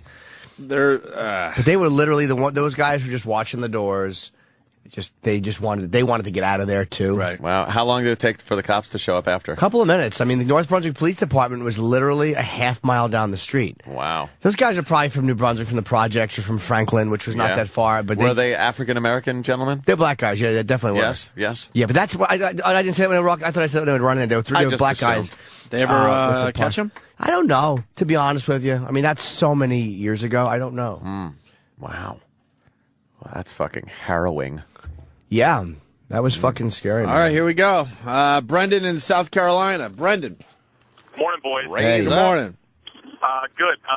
Similar story to Jimmy. I was actually my first sales job and walked into a bank. I hadn't made a deposit because I was bartending on the weekends to get some extra cash. I probably had, $1,500, $2,000, and was making a deposit into the bank and, kind of chatting up the teller, and had an, kind of elbow leaning up on the counter, looked left, and saw this guy walking into the bank, and I was like, wow, he's dressed oddly warm for July.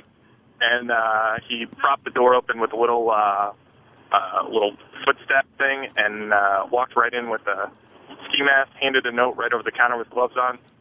I realized what's happening and kind of put my hands right on the counter where I could see. He was a little bit shorter than I. He showed the butt of his gun in his waistband, and 30 seconds later he was walking out of the bank with a bag full of cash.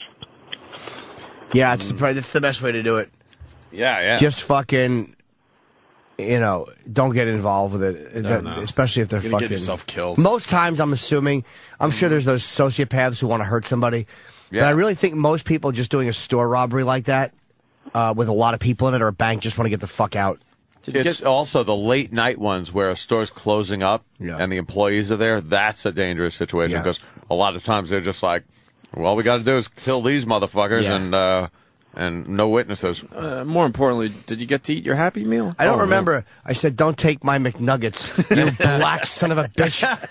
I really white guided it up on him. Or you just throw a McNugget at the back of his head. Here, eat this, chicken lover. Things you can do that will get you shot. Yeah. Oh, wow. Let's say hi to Scrambler in Chicago. Scrambler. Morning, boys. Hey, man. Yesterday, my uncle was, two gentlemen rang his doorbell, dressed in snowmobile gear, the coats, the bibs, and ski masks, and asked if he had any gas. Their snowmobile ran out. Oh, yeah, you tweeted this last night, right? Yeah. I read that one. And I talked to him. He called me before surgery. I talked to him real quick, and I talked to him right after he got out of surgery yesterday, and so he said, here, the shed's over there, help yourself to some gas. And then, one was black, one was white, he could tell through the mats. And, so then they rang the doorbell a little bit later and they got into, I don't know what happened to lead to the tussle, but he said he, kind of got into it with one of them because he knew that something was going to happen. And then, he got one of them hit him over the head with the gun. And they shot him in one shot in each of his inner thighs, and they missed everything, no arteries or anything. One went in and out, and the other one was lodged in. And so he had to go to, obviously when they left, he called 911. He crawled upstairs, grabbed his 380, crawled back downstairs, and waited for the police to get there. And he was 4 hours later, he came out of surgery and talking to me on the phone. He wasn't, seemed like he was all right for a guy who just got shot twice, Jesus Christ. That does make Anthony look less nuts for having his gun on him, though, because your uncle had a gun. I mean, it's like you do have to have it on you, I guess, because people don't wait for you to run upstairs. I don't answer the door without one. Like, if I see somebody knocking on my door and stuff, I'm like, who the fuck is this? All right. But then I smile and open the door. Hi, how are you? What do you need? What do you want?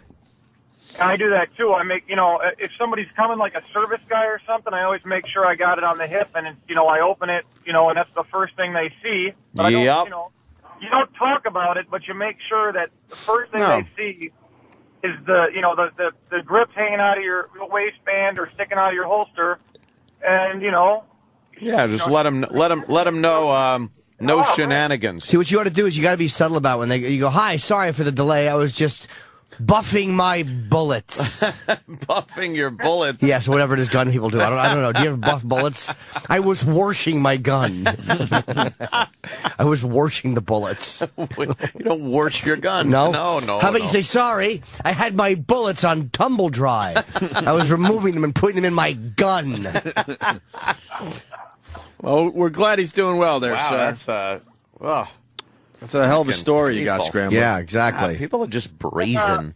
Those home invasions. And, Wisconsin, the only other state besides Illinois that doesn't have a legal carry law. They do have a loophole where you can open carry, but you can't have it on you in your car or in restaurants or shit, so it's kind of worthless. But it is the only other state besides Illinois, no concealed carry law. Wow. All right. That's something. There you go. Damn. All right, sir. Have a good morning, boys. You Goodbye, too, Scrambler. mister. Let's go to Nate in Delaware. Nate. Hey, morning, boys. Morning, Nate. When I was in college, I got a phone call, and I got a call from my dad saying my mom was robbed at gunpoint while manning their car lot, family-owned business. She was 40, 9 months pregnant, and as a black gentleman, he came in, showed her the gun, asked her to get on her knees, tied her up, and my mom just said, please don't kill me, I'm pregnant. And he said, I'm not going to hurt you, ma'am. He stole a car, $100 in cash, dumped the car about 5 miles down the road, and they never found him. Your mom got very lucky. Wow. When you said he pulled her on her knees, I was like, this story's about to get great. It's like, oh, great. Oh, shit. My God. She laughs about it now. She tells the story, and she had no fear. It was just It was amazing. God, Probably look at life differently, right? I bet she thought she was getting her fucking back of the head. Let's say hi to Robert in Wisconsin. Robert. Hey there, Bab. A couple more of these and we'll move on. What's up, Robert? Hey, what's up, guys? Hey. Yeah, when I was 19, I was a manager at Wendy's, and this two guys came in with shotguns with ski masks on. I thought they were just my friends fucking with me, so I kept pushing the shotgun away until he smashed me in the face. God. Yeah, and then I was like, oh, fuck, this is real. And then they took me back, and I'm trying to open the safe while the fucking blood coming down my face and shit. I'm like, oh, man, I was all fucked up. Why would you assume it's your friend? Exactly. You never. Oh, you silly gooses. I didn't think it was real. I was just too young and stupid. And I was just like, I don't know. It just didn't seem real to me. It would be a great prank to pull on your friends if you knew no one else was around, but... Yeah, exactly. But until a cop comes in and blows your head off. Yeah, exactly. You're standing there with a gun. Wow. All right, guys. All right, man. Let's say hi to Charlie in Staten Island. He's retired NYPD. What's up, Charlie? Charlie. Yeah, Opie, on the silent alarm, they got a delay on the button. It's like 3 or 5 minutes, so that gives the time for the robber to get out, so there's no hostages taken. Wow, look at that. Do they really do that? Yeah, there's a delay. That's a long 5 minutes for everybody. I know. Yeah. What if they're abusing people and hurting them? I don't know, but I guess they don't want a hostage situation, kind of like Dog Day Afternoon, right. Okay, that makes sense. Logically, I guess it makes sense unless you're in that situation because you would hope then someone you're comes like- immediately if you push that button. Yeah, you need help immediately. But why, Charlie, I got to call you out on this. Okay. All right, so there's a delay because they don't want a hostage situation, but why wouldn't there be no delay, but the NYPD allows 5 minutes? Ah. You know what I mean? So you know exactly when the button was pushed. No, it goes through the system somehow. When they push the button, it goes automatically. But the delay is on NYPD's end, the dispatch end of it. Oh. Boy, that seems like it could be a lawsuit. Yeah, I think that they probably wait out. I bet they wait 5 minutes before they enter the bank. Because they probably walk. You could probably walk outside and the cops are waiting for you. I don't see a 5 minute delay. What if they're murdering people? What if they're in there spray painting graffiti or whatever they do? Guy who just goes off point. Jimmy, I don't know why they do it, but I know that it's... What if they're in there turning the chairs upside down and throwing the pens all over? Then what happens? And ripping the calendars up. Putting the deposit slips where the withdrawal slips go. Yeah, what if they're doing that using all the ink in the pens? Then what do we do? Go ahead, your turn. See you later. All right, Charlie. He's had it with us. Yeah, just... Oh, a little beep, beep, beep. But don't be the person trying to push the button. No. Don't do that. No heroes. No heroes, because, the company doesn't care in the end. They're not going to give you a big fucking bonus if you survive the bank robbery and save them money. I would be a hero, and I would stand up, and I would tell them, I'm not standing for this, and I would point at the table. I'm a hero. You think that would cause problems? For my teeth, yes. One fucking gun butt to the gums. That must have been something just seeing young Jimmy Norton with his head down. Huh? Don't look at him. Don't look at him. Were you able to communicate anything to your chick while this was going on? Yeah, we were standing next to I just said, I just quiet. I was like, just look down. Do not look up at them. Don't look. What'd you say, motherfucker? I said. What'd you say? I said, what do we expect from you people? This is what we expect. This is why gentrification. And it was on a long 45-minute discussion about gentrification. The debate. I'm not going to debate you, Jimmy. This isn't a debate. What's that from? Fargo. Oh, yeah. right, that's okay. We got Macy coming in next week. I can't wait. For Shameless. What day? Great show on Showtime, right? Yeah. What day? I think it's the 18th. You're darn tootin'. A week from tomorrow, he'll be in. We're pretty busy, but that's the way we like it. He better want to talk about Fargo as well. Oh, yeah. You got it. Better. One more robbery stories? You want to take a little break? Boogie Nights. Hey, do we have an Oscar moment today? My Boogie Nights. Yeah. We can have one. I know there's one ready to do. Is it this one or a new one? Let me see. Let me see what that is. Well, this is the Inception one. No. There's a new Oscar moment? Yeah. You got that? E-Rock, if you got it, we I go. don't think he has You don't have what? You should have it. I could swear that it was on discs for you. What? Who is this bitch? Let me see. I got Carl from An Idiot Abroad. This is the Inception one. Meh. I love how we do the house cleaning right in front of everyone. Yeah, I don't know. When we come back, we should discuss Al Roker. Oh, yeah. All right, here's the Oscar moment. King's Speech. What's the guy's name who did that? The actor? Colin Firth. Colin Firth? I don't like him. I like Colin Second.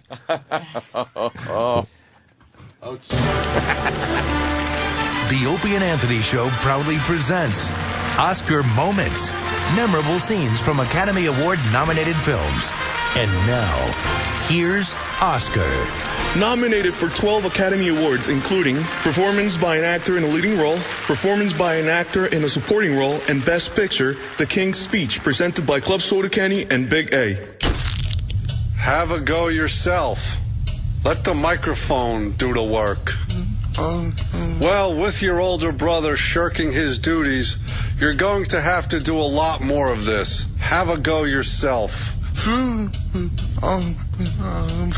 the wireless. Get it out, boy. One of the marvels of modern. Just take your time. Form your words carefully. Science. I am enabled. Relax. Just try it. This Christmas day, to speak to all my... Do it! Stay tuned for more Oscar Moments. Presented by the Opie and Anthony Show. Virus. Sirius XM. Follow the Opie and Anthony Show on Facebook. Facebook.com/Opie and Anthony. This is the Opie and Anthony Show.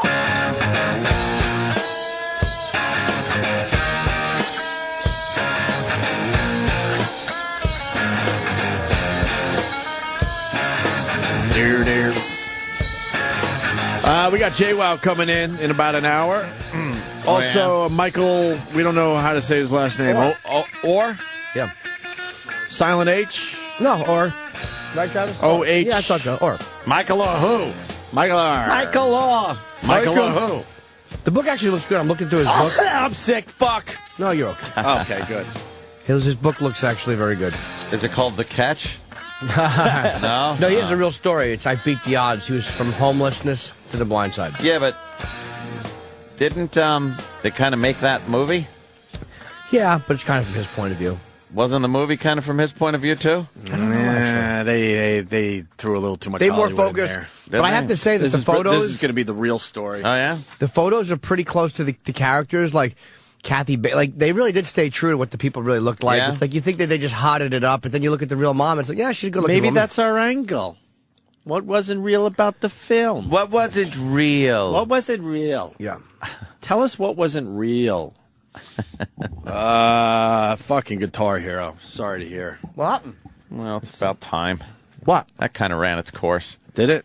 Yeah, they're discontinuing it. No more Hero. Guitar Hero. No. I always thought the game was lame. I got to be honest with you. No, it was huge Did you like for it? a while. I didn't like it. I was never got good- into it. I was I never played good at it. I sucked at it. Maybe that's why I think it's lame. Yeah. I wasn't never good a at big it. fan. I mean, you remember the time our own Danny took on... oh, boy. Who did he take on? That one of our... Intern Evan. Intern Good Evan. old Evan. Remember Evan? Yeah, Evan, who was Swivel hips. Evan, who was good at everything except walking. And Evan beat his ass. Old bitch hips. Remember him? You know how much time you got for video games if you don't walk properly? Of Yeah. course he's good at video games. That's true. He can't walk. Right? Yeah. Speaking of handicaps, just real quick, I see blind people in New York City. You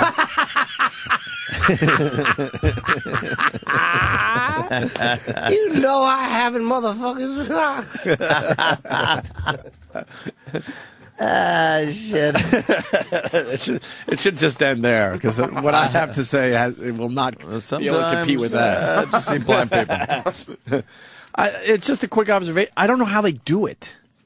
Oh, yeah. You see him at crosswalks. And all of a sudden they'll be at a crosswalk and you hear them go, "Help, anyone around?" Are you kidding? No, man, which means they are shut out. There's nothing going on. And they're just trusting a complete stranger to get them across the street. Yeah, come right this way. I'm going to help you cross the street. I was thinking the balls it takes to live in Manhattan if you're blind and walking around. It just amazed me. But they don't have any clue that Manhattan's crazy like that.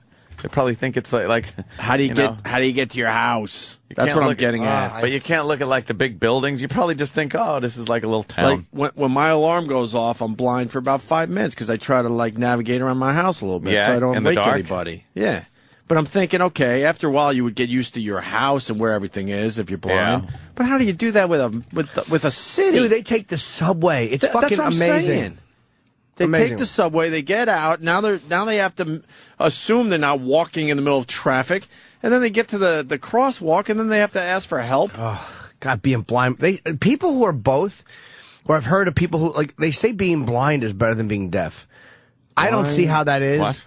They said being blind is better than being deaf. What? They said being blind is better than being deaf. What?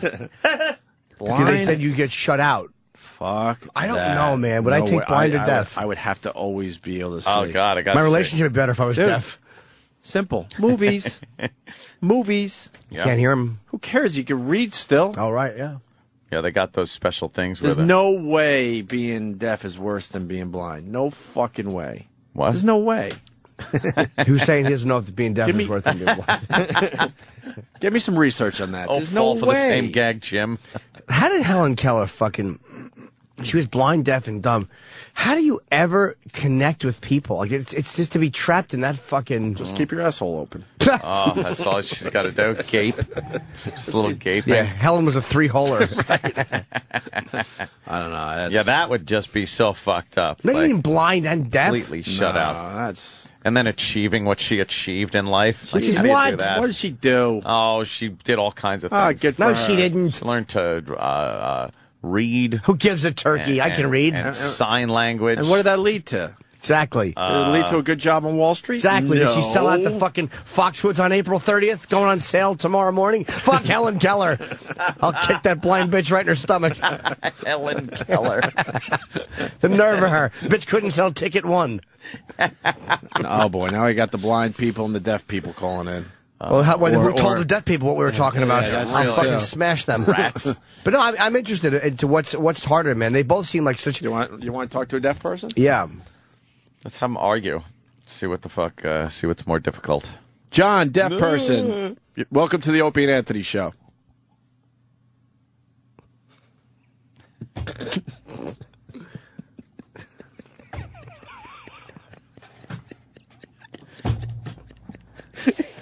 Oh. I had a feeling this was not going to go well. It's so hack. It's funny, though. But Jimmy actually said, yeah. Deaf person. Shit. Oh, is that just so stupid?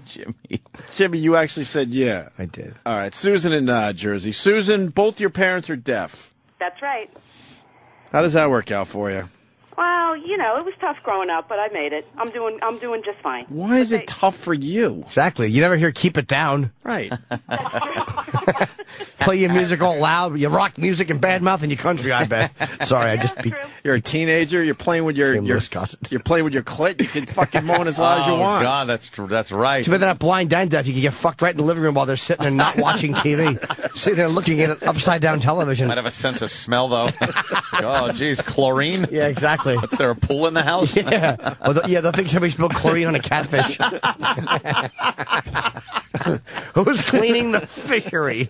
Who's cleaning the fish tank out with chlorine? I hope you weren't looking for sympathy, Susan. I'm sorry. Sorry, Susan. You want to share with us, and we're going with these awful jokes. I apologize. I just wanted to say... Why was it... you know what? We'll get some real shit out. Why was it tough?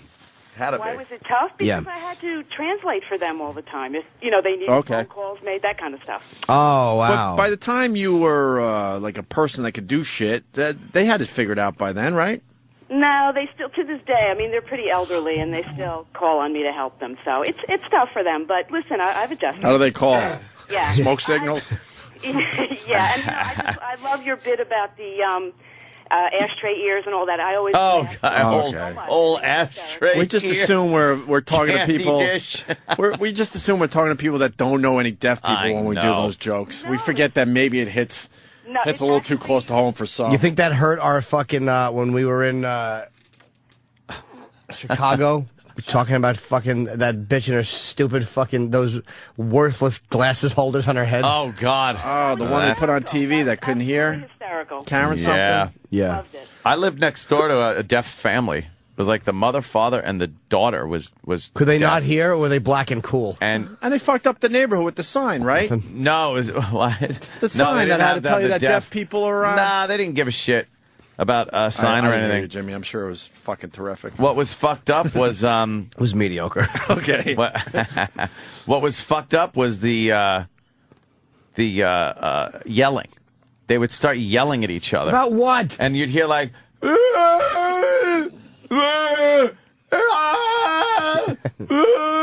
Just make believe you're watching Jurassic Park. Yeah, it was really fucked up. Hey, why is young Frankenstein belting out a song in the right wherever? Deaf parents, though. Wow. Okay. Yeah, well, you know, there's worse things in life, but I would have taken that over a emotionally abusive mom, but you know, Yeah, we all have our burdens. Yeah. that's right. So anyway, I just wanted you to know that they always said rather be deaf than blind because they could watch movies, they can drive. Oh. Yeah. Okay, you know what? Yeah, Jimmy, what are you talking But about? then again, How could they were deaf, so they didn't. They've Is there- adapted to that. Blind people might say something different, though. Is there really anything out there worth listening to? Well, I don't know. Think You about guys. it. You could visually. Visually is way better. Yeah, definitely. That's So coming, anyway. and we make our living off fucking talking Yeah. and hoping that you're hearing this. But I think visually is way Maybe better. you're right. All right. Anyway, guys, thanks for Goodbye. Yeah. Goodbye. Thanks for nothing. Bye. Thanks for Bye. bumming us out. Really? God. You're welcome. Bye. Take care. You're a bummer. Exactly. Mike in Jersey. Mike. No headphones having, motherfucker. Hey, I taught special needs kids for 2 years, and I had a deaf kid and a blind kid in my class. It was way tougher to be blind. Right. He'd walk in the walls all the time. My first real Sounds like a bad boy. My first real girlfriend, Christine, she lives in, well, I don't want to tell people where she lives because she's not on Facebook. I want to see what she looks like these days. It's been many, many years. She's a saint on earth because she she taught like summer camp for these kids. And I'm not talking about the ones that are a little bit funny.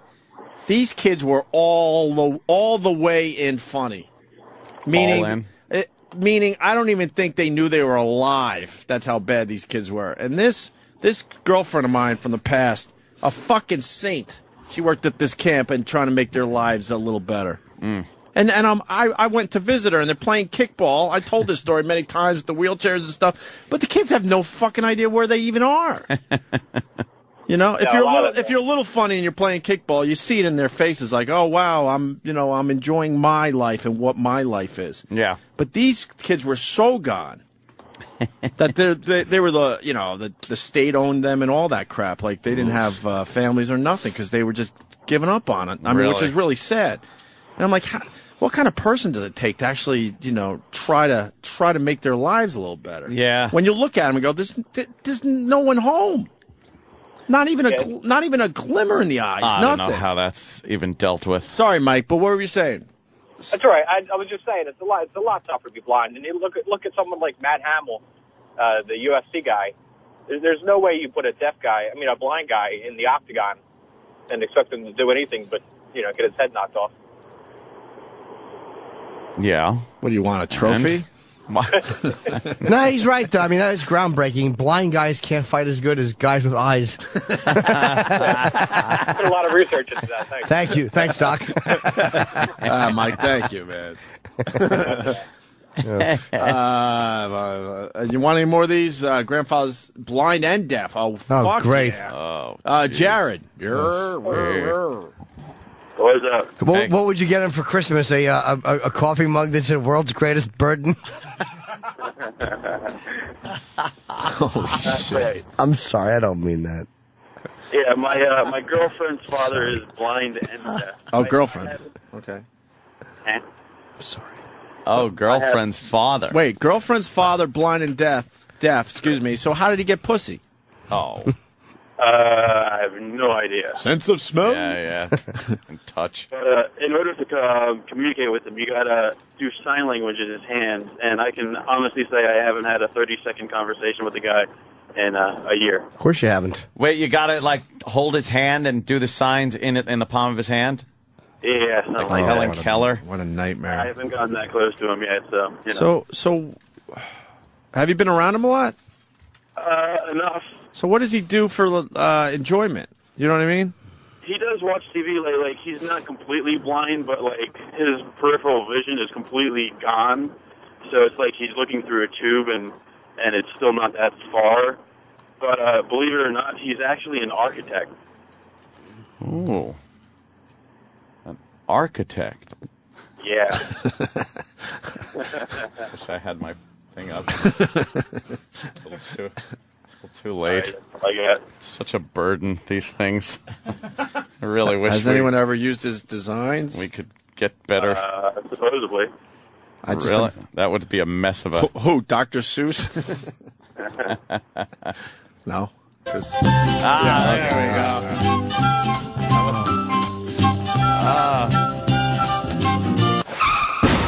because he's blind. Yeah. So he What, Jimmy? Why was he driving? I got an email communique. Oh. Here's the title of it. Hey, Jared, thank you. Thanks, Jared. How High Highness out-tipped LeBron James last night. Yeah. I guess he meant His Highness. But His Highness apparently out-tipped LeBron James in a restaurant. His Highness is an ass. Can we get him on? It's been way too long. I got that same email yesterday. So Ian's big scoop is that he tipped more than LeBron James did at the same restaurant. Hey, man, the show's going to get busy with guests. Can we get him on? We got to get Ian on. Yeah, I'll shoot him an email. Yeah, he out-tipped LeBron James last night? No, it wasn't even on the same night. Right, he said the waitress told him that LeBron had tipped $3 after eating a lot, and His Highness left a $13 tip. LeBron That's his big left $3. But here's the headline on his website. IUC World Exclusive. His Highness versus the King. How I out-tipped LeBron James last night by more than quadruple. That's a headline. So that means he tipped 12 to 15 $13, yeah. Come on. Yeah. And that's his story. I love Ian. Wow. I'm a huge fan of Ian. He's one of those guys, you put him on the radio, people either love him or hate him. Yeah, I used to totally be on that. I just can't stand him. Really? Now I'm all in. I'm definitely all in. I'm all So in. Jews tip better than black people with a 4-to-1 margin. Is that what we're saying? That's what I'm saying. Look at Gloria, all red. She's so fucking hateable. And she wears What's she all doing now? red. She's representing a former Bronx teacher who, I guess used to be a whore or something and got fired. Oh, yeah, I might agree with that one. Whore. I might agree with Gloria. Yeah, who cares? She was a whore. Fiance is a teacher for the deaf and says deaf is worse than blind. No, I would like to hear that. Well, it depends on what you do for a living. Right. I think overall, though, most people would want to be deaf over blind. Why do you think that they're saying that deaf is worse than blind? Do you think they're just sick and tired of the iPod boxes stacking up? They don't know what they are? Using them as doorstops and paperweights. Joe, what are these circles for? Joe in Arizona. Joe? Yeah, hey, what's going on, guys? Hey, Joe. Anytime that question was proposed to me, I used to say it was easy to be deaf, but when I met my fiance and she would tell me what these kids would go through, it just seems so much worse for them, because a lot of the time, their families don't even follow the sign language, so they're so isolated from their families. They don't even get the concept that they have brothers and sisters and things like that, and every time the family's over and having conversations, they're just kind of sitting in the corner like the dog and have no idea what's going on. Anytime they have to go to the doctor, they need a translator there with them. Like, everything just seems a little rougher for them. Maybe it's easier as you get to be an adult, but for kids, I think being deaf is worse because that language development is so much harder. Well, Al Capone's kid, I think, was deaf, and he thought he was retarded, or something was wrong with him. Really? Yeah. I learned that from Boardwalk Empire. Oh, that's true. I believe it is. Oh. Thank you, sir. Let's go to Beth. One more story, and then I think we got His Highness on the line. Beth. Beth, I hear you calling. Oh, don't say No, here. Beth, I don't hear you calling. Beth, I see the phone ringing, and I hear nothing but static because I'm deaf. Beth? Like, I haven't heard that one before. Haven't heard. What's that, Beth? Not that I haven't heard that one. I heard you. All right already. Go ahead, Beth. Sorry. That's okay. My dad lost his sight a couple of years ago to a brain tumor, and he went out to go get his mail, and he got attacked by a rabid raccoon. The raccoon knocked him down. My stepmother was putting up the Christmas tree and had to beat it off with an electrical cord. Jesus. What else did the tumor take? His muscles? Yeah, pretty much. He actually snapped a tendon in his hand when he fell, too. Why would he get... He probably stepped on it, didn't attack him, was probably defending itself. He thought it was the mailbox. He opened its mouth and shoved his hand in there, looking for a letter. Yeah. It went after his slippers. He had on fur slippers. Oh, that's great. They thought that he was assaulting two animals. I guess so. He starts cracking his wife's feet. They thought he was a god being carried by two animals. Who is this god taking these letters out of the mailbox? It was just, I had to share it with you guys. It was just too But why is he going to get something that's useless to him? Oh. Yeah, exactly. Mail, like... Check the mail. I don't know. He was trying to be helpful, I guess. Yeah, tell him he's not being helpful. Tell him to just sit there. Being helpful... Sit him in the garage just with a paint thinner. Right, being helpful would be... All right. I fucked it up. I had a noose joke, but... I fucked it up. For the tetanus shot. I mean, for the Yeah. baby shot. You know what you ought to do? Just throw a blanket over him when company comes over. Say the fact that you're just staring at everything bothers us. Well, we had to buy him a raccoon hat for Christmas just for giggles. He didn't know. That's funny. He freaked out and started hitting it. He has no idea. Beating his own head in. Walks into the tree all clumsy, knocking shit over. That's a man act. Knocking down mailboxes. Yeah. Getting attacked by rabid raccoons. Had a brain tumor, too. Is he okay now? Do you guys ever fuck with his blindness? He had one twice. So what started to come back in the sight, he lost the second time. Oh, wow. That stinks. Oh, man. Do you fuck up? But he still goes to the gym. He spins, like 4 times a week. Like it doesn't. Well, he doesn't know where the door is. He's looking for it. Why would you say spins? How did he get to the gym? His wife takes him. Okay. I'd play a joke on him. I'd put him on a real bicycle. Watch him hit the wall. Like Rodney in Easy Money. Yeah. Spinning class. Go ahead. Pedal real fast. You hold the back of the bike up and then just drop it. Or take the seat off.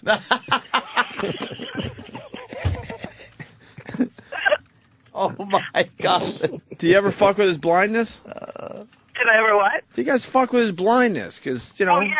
We give him food he doesn't like, and we move shit that he doesn't know is moved. That's hilarious. Oh, my God. You ever move the toilet? No, I have not moved the So he's toilet. just dropping a deuce on the floor? Well, just pull the old cellophane over the toilet gag, and when he sits down to take a dump, it'll just smush between his ass and the cellophane.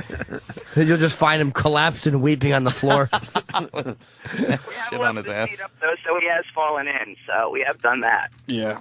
That's funny. The cellophane. Thanks, guys. All right, goodbye. we got Ian in the he's catching a flight in a few minutes. So. Okay. Ian Cool. Halperin, congratulations on your big exclusive, sir. His Jim Norton Highness. just let us in on it there. Hey, first of all, to you guys, it's His Highness, and I'll tell you one thing. I make King LeBron look like just regular people now, and I always said this, when you're with people to become truly great, one has to stand with the people, not above them. But LeBron James, he stands below them because this guy's a cheapskate, man. Yeah? He makes Jews look, like menches, this guy. Oh. He goes into a restaurant in South Beach. It's called the Big Pink. Have you heard of that joint? No, the Big Pink? Yeah. I've never been there. It's a trendy diner. Uh-huh. It's I might have actually been there. Wait a minute. I was probably drunk. I think I was there, though, because I remember going to a trendy diner down there. They have about 400 things on the menu there. It's a spectacular menu. It's open till 3 in the morning. Yep, I was there. After the Heat game. I went to the Heat game the other night against Indiana, and they should have blown out the Heat. They were winning by something like 13, 14 points entering the fourth quarter, and then they just collapsed. I mean, I would have fired the coach just based on that performance. You don't lose a game when you're up 13. I don't care if you're playing Wilt Chamberlain, Magic Johnson, Dr. J, and, Way to keep it current. Together. So, I hate to mix up the sports. So, His Highness, I got to ask you, though. The number one fucking show in the world, man. That's my next exclusive. Ah. You know, my barometer for success is anyone who lasts more than 10 years. You've passed the test, and I firmly congratulate Thank you, sir. Passed that a few years ago already. I want to ask you, though, about this tipping thing. Because it's a big story. How did you find out that he was a skinflint? All right. I go in after the game. I go to the Big Pink. Right. Mm-hmm. And I'm with these two people from Chicago. One of them's a really smoking hot chick, boobs sticking right out. And then a friend of mine from South Beach. Right. He's a real estate agent. So we all go in and start talking up the waitress because she was smoking hot, man. The first thing I noticed is, you know, the panties sticking out a bit when she bends down, and man, you know, I just wanted to give it to her right then and there, right from behind. You would have loved her, Anthony. Oh, yeah. Really hot blonde from Louisiana, working in South Beach. So we go in and start talking her up, and then she tells me LeBron was in here the other night, and she starts bitching, man. She says the guy had no class, he ate like a tiger, he only left a $3 tip, she said. You know, and on a very expensive bill. What's a very expensive bill? I got to slow you down. Like a few $100s? Mine was $65.51 because when His Highness goes out, he picks up the tab for everyone. It's not an expensive place. I left $13 on $65.51. He should have used his tip calculator. You know, I got to make Jews look good. Because, yeah, I do concede. Then kill yourself. The biggest wannabe Jew in the world, Madonna, she's a fucking cheapskate, man. I used to date her cook, and, she, you know, the cook told me, who was in your studio once, she said she's the biggest, and she said that on your show, she's a motherfucking cheapskate, you know, so she wears the Kabbalah, you know, but she takes it to another extreme. And Bill Cosby's a notorious cheapskate. You know, Gwyneth Paltrow, apparently she uses the excuse she can't calculate what 15 or 18% of the bill is. So she's really way under. So tell her to do 10% twice. Right. Yeah, exactly, man. Just leave 20% and then take away $1 if you're uncomfortable leaving 20%. I know that, you know, when Anthony goes out, right? What do you leave, Anthony? I always leave at least 20%. It's just easier to calculate that way. You take the bill, you move the decimal over one, and you double it, and that's what you fucking do. That's it. That's right. I always leave 20% plus my phone number if the chick's out. I did give. Oh, you. Oh, shit, Ian. She has since called. I'm hoping to give it to her right from behind tonight, dude. She is smoking hot.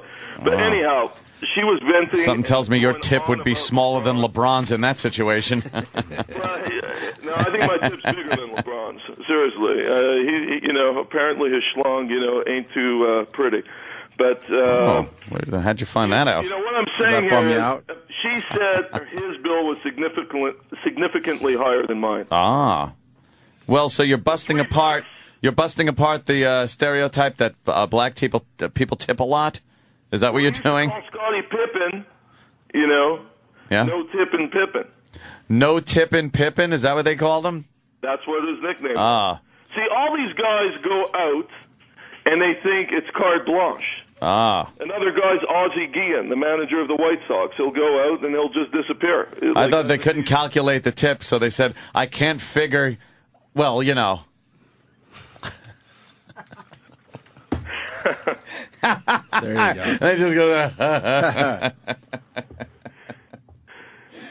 what are we going to do about LeBron? Is somebody going to show up and, you know? Well, you did it, man. You got the world exclusive. Yes. I'm sure the mainstream media is going to be all over this within the hour. Is it acceptable that this guy, what's he making, 16, 18 million a year before endorsements? Yeah. Leaves a $3 tip. I mean, if I was David Stern, I would suspend the guy for the rest of the season. When does the book come out about his tipping habits? The fucking I'll do a book about LeBron. The giant hardcover book about how he tips poorly. When does that come out? No, I think I'm going to, you know. And where's the bet in?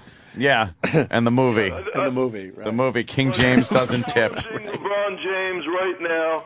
All right, I'm saying it on your show. Oh. I'll go one-on-one with him in the ring. I'm not afraid of him. Like boxing or something, or tipping? Yeah, I'll take him on. You know what? I'm going to do what you do.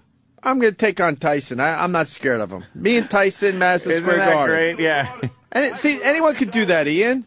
you're challenging everyone, but it never gets back to them. Look, that's true. Me and fucking Brad Pitt. I don't need Madison Square Garden. Right on the street today. Just fucking. If he's out there at 10 o'clock today, I will fucking fight Brad Pitt. What about you, Ed? You got one? Damn. I'll fight Pitt. Pitt can't fight. Look, I think launch Tyson's comeback one-on-one with LeBron in the ring. I'm saying Fedor. Anthony's going to challenge Fedor right now. Listen to this. If Fedor, if you're listening, or your translator's listening, right now, come down to the studio. Literally right now. Right now. You're not leaving any leeway. And I will fight you, and I guarantee I win. I'll win. All right, but it has to be right now. Right now. Okay. Oh, shit. Told me LeBron's eyes Oh, he's coming down the hall. Quite tired that night. She said he looked, he looked like he was run over by a truck. His eyes were bloodshot. Did he just play basketball?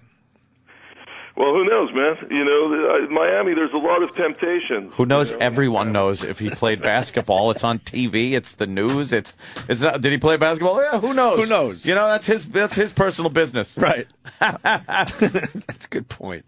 Ian, comment? I also put this post up. I furthered it with De Niro because a waiter friend of mine told me last year that De Niro came into a joint in Beverly Hills and was way too whiny. And he said when De Niro got out of hand, we took things over in the kitchen. We were all rolling on the floor because they were putting in big ones, goobers, gobbers. One guy pulled down his pants, peed in De Niro's food, and then they witnessed De Niro chowing down on it.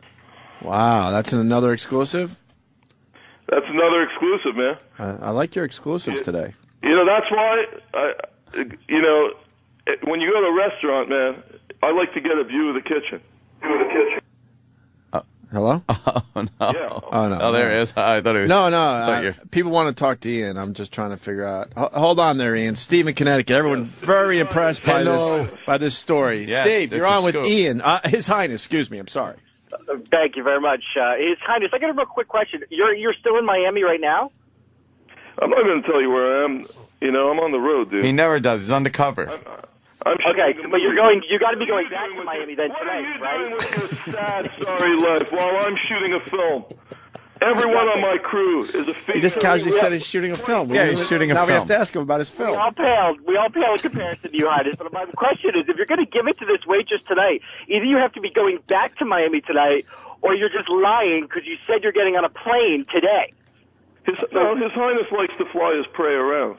His Highness can afford to fly his prey around. Oh, have so you ever you're flown joining. a chick from city to city and banged the hell out of her and treated her like a queen? What? What the hell are you talking about? When was the last time you got laid?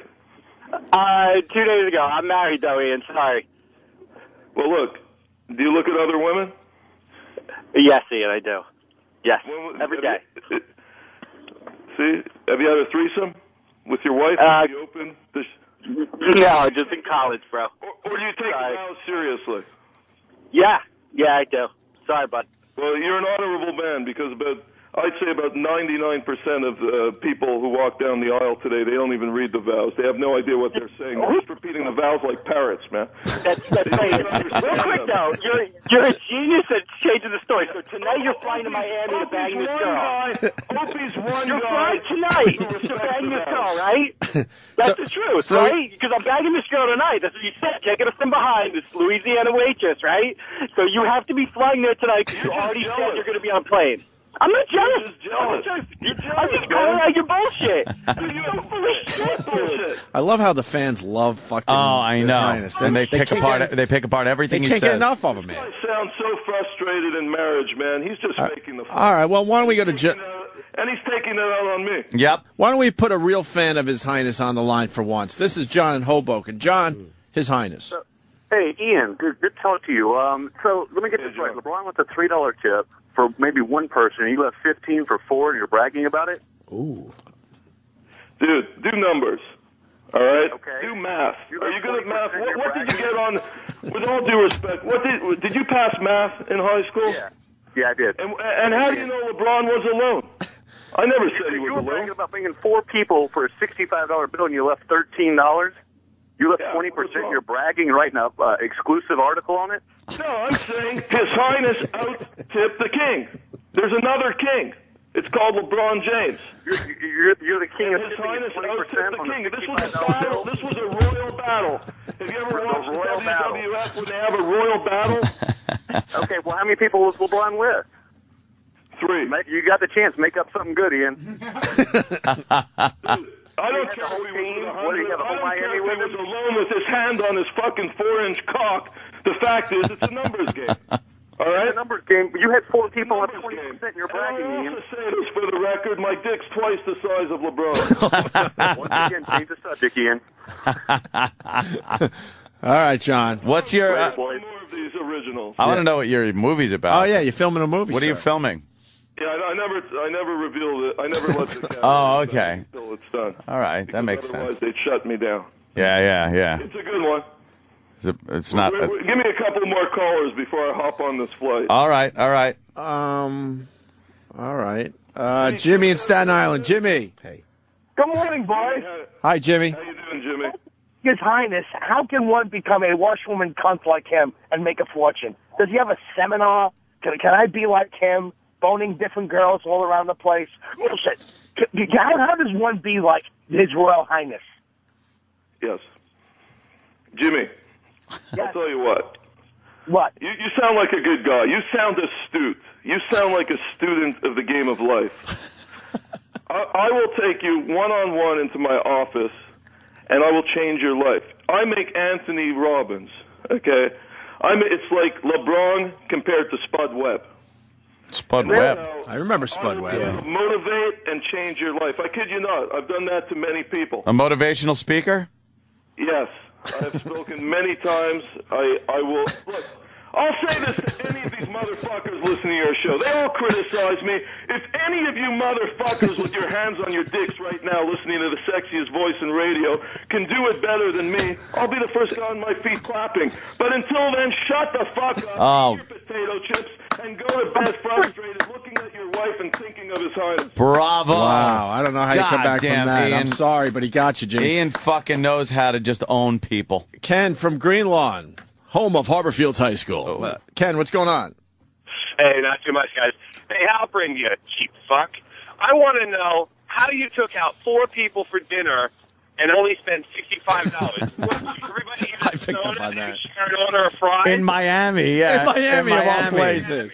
What'd you get for $65? Big Pink. I recommend the restaurant. The food was actually, compared to the rest of the shit in South Beach, usually when I go out in South Beach when I'm there... Ian, answer the question, though. You're deflecting. $65 for 4 people? That's impossible. 4 people, $65, and no one had drinks? Google the menu. Google it, dude. Google it. All right, we'll Google it. And you'll see what I'm talking about. What's the name of the restaurant? Big Pink. Somehow when you Google Big Pink, other shit comes up. Wow, does a lot of other shit come up. Yeah. What'd you guys eat? Did everybody have just bread sandwiches, a meatloaf, something? Yeah, we want a plate of fries and 1 piece of pie. They give you extra whipped cream on it. Yeah. And $10 and under, you're getting one of the best meals you'll... Probably McDonald's or something. The food was fresh. All right, let me go to Vinny in Brooklyn. Vinny. Good morning, gentlemen. Hey. Good morning, Your Ass Holiness. Yes, Vinny Barbarino. Oh, damn. Tell me some jokes that are new. Okay, I'm an extra on the set where Ian says he's filming, Okay. but he doesn't want to reveal it. He's doing a gay porn. Oh, And he's shit, being Ian. gangbanged by 10 black guys with 19-inch cocks, and he's getting it in every orifice he has. Oh, I've been to that I'll place. tell you, it's you taking it up the ass, in the mouth, in the ear, and I'm just directing traffic. So No, you're not, buddy. You're the one that's taking everything. fucking good job, Vinny Barbarino. Like the other Vinny Barbarino, John Travolta, you're as gay as queer as a $3 bill. Wow. What the hell are you implying there? At least I could admit that I'm homosexual and I'm proud of being gay. But, buddy, you're just taking it every which way Men you don't can. turn me on. I'm telling you right now. All right? Yeah, I've played a lot of gay characters. Prove it, Ian. Prove it. Exactly. I've never got a hard-on for anything fucking, more feminine, more masculine than Humpty Dumpty. So. Yo, stop saying you're taking in the ass for 25 cents a pop, and you know that, you fuck. Oh, yeah. The appetizers are like $9. Oh, really? These douches Yeah. off the All right. He's off. Thank you, Brooklyn. All right, shut up. We're looking at the menu. You told us to look at the menu. Starters and snacks are like $9, $13. Blondes on this menu. I want fucking brunettes. What's the cheapest thing you could get for 4 people? Let's do some easy math for everybody. Yeah. So if everyone got a lousy garden salad, that's $8 a pop. That's $32 in salads alone, Ian. Bowl of chili is only $5. Bowl of chili. So what do you guys have at the Big Pink? All right, I'll tell you. One guy had the grouper. Where's the grouper? I had the Cobb salad and soup. It was a combo. Okay. Another person had a burger, and the other one had a salad.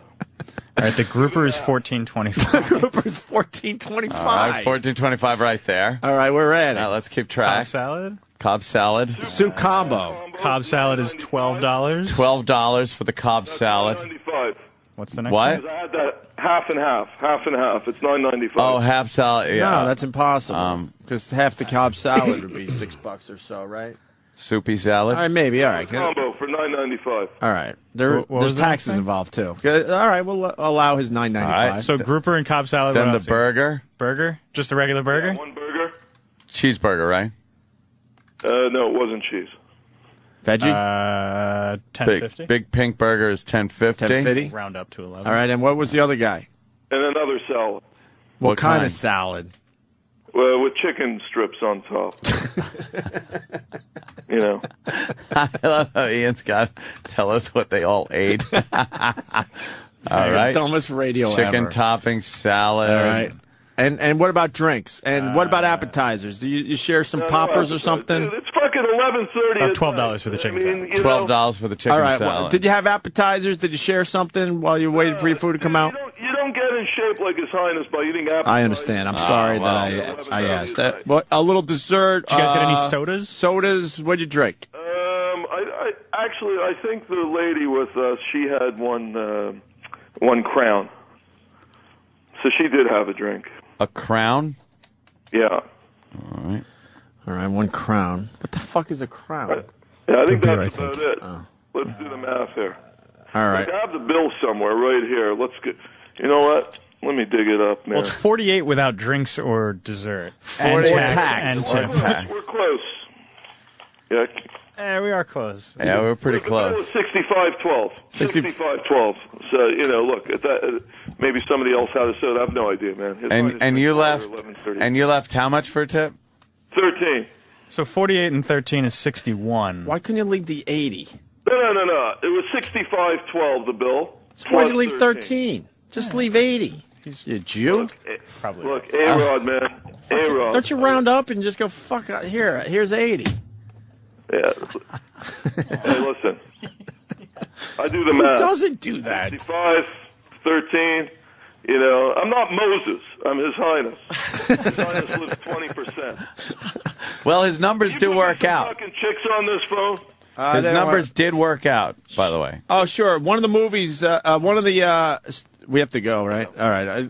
We got to go in a second here, but one of the guys that is in the movie that you're making there, Ian, welcome to the show, King Dong. King Dong. Good morning, boys. How you doing? Hey, King Dong. I just wanted to talk to my little bitch, Ian. How you doing, baby? Yo, King, I hope you're better than this stiff LeBron James. You know, it's a blessing, New York. Well, of course you call his ass a stiff bitch. You ain't nothing but a little ATM machine on our set, yo. Yeah, keep going, King. Keep going. I absolutely will, because that's what you asked. All right, I think we're done. Oh, my God. Ian, we love you. Yes, Your Highness. I love you guys, man. Just think of me tonight while I'm getting a lap dance from this Louisiana chick. Everyone whack off about 8:16 p.m. because she's going to be in my hotel room. And I send out love to everyone out there. I love everyone. Thank you, Your Highness. Everyone success. I wish everyone success, all the success and happiness in the world. And to all you motherfuckers who are married and said the vows, hey, you might as well be in your grave right now. Wow. To be having a damn. All right, blow everyone kisses, Ian. Listen to your show. Blow everyone kisses now. Kisses for everybody. Yeah, I blow kisses to everyone. You guys are the #1 fucking show in the world. Thank you, Ian. Howard Stern, but I think you guys are ahead of him right now. Your Highness. See you, man. Thank you, sir. There goes His Highness. Always a pleasure. We got to take a quick break because we got Michael Orr. Yes. Waiting to come in to promote his new book. Yes. Excited to talk to him. Stay there. The This is the Opie and Anthony Show.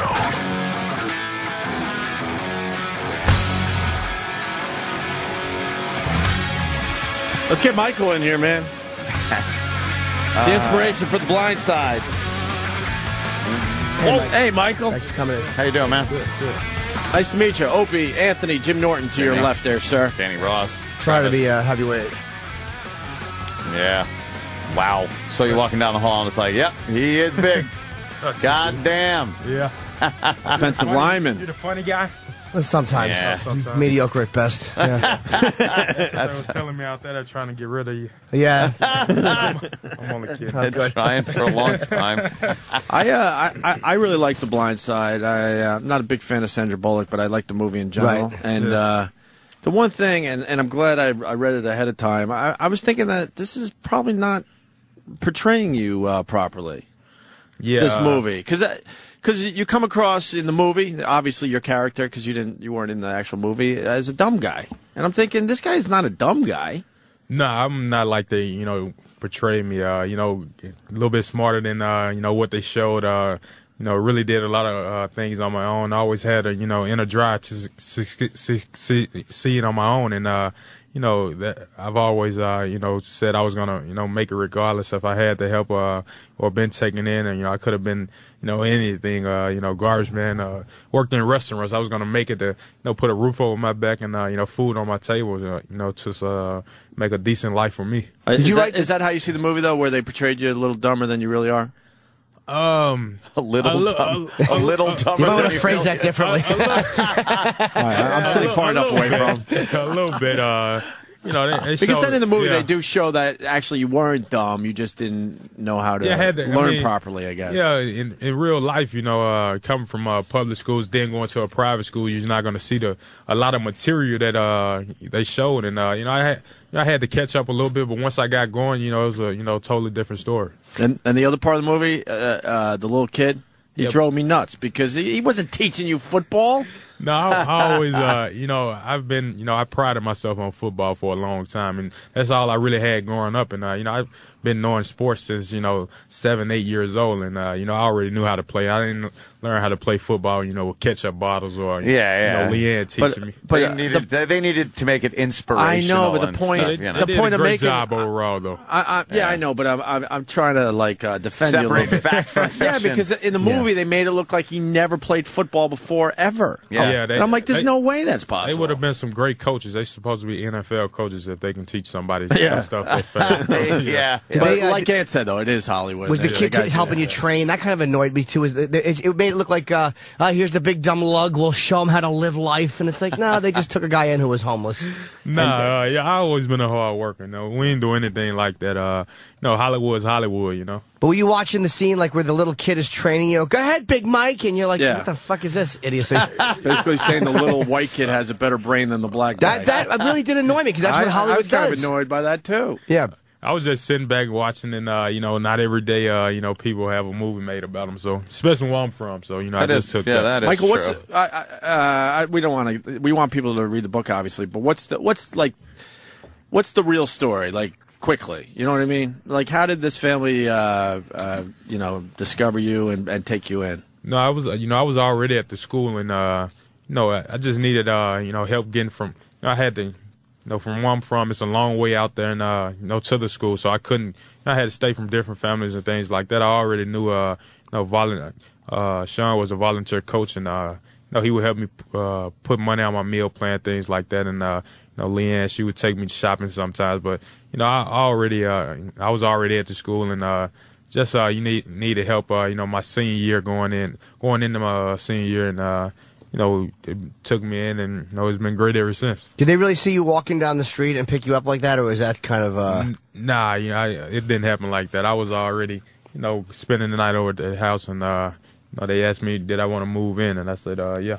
And how about what else did I want to ask too? You did they really ask when you were going into college if you were if they were like boosters that had did you really have a conflict going into college? NCAA? Yeah, we did. I did talk to NCAA people and question everything, because that's not normal with the NCAA, somebody bringing you in, especially alumni. So right. Yeah.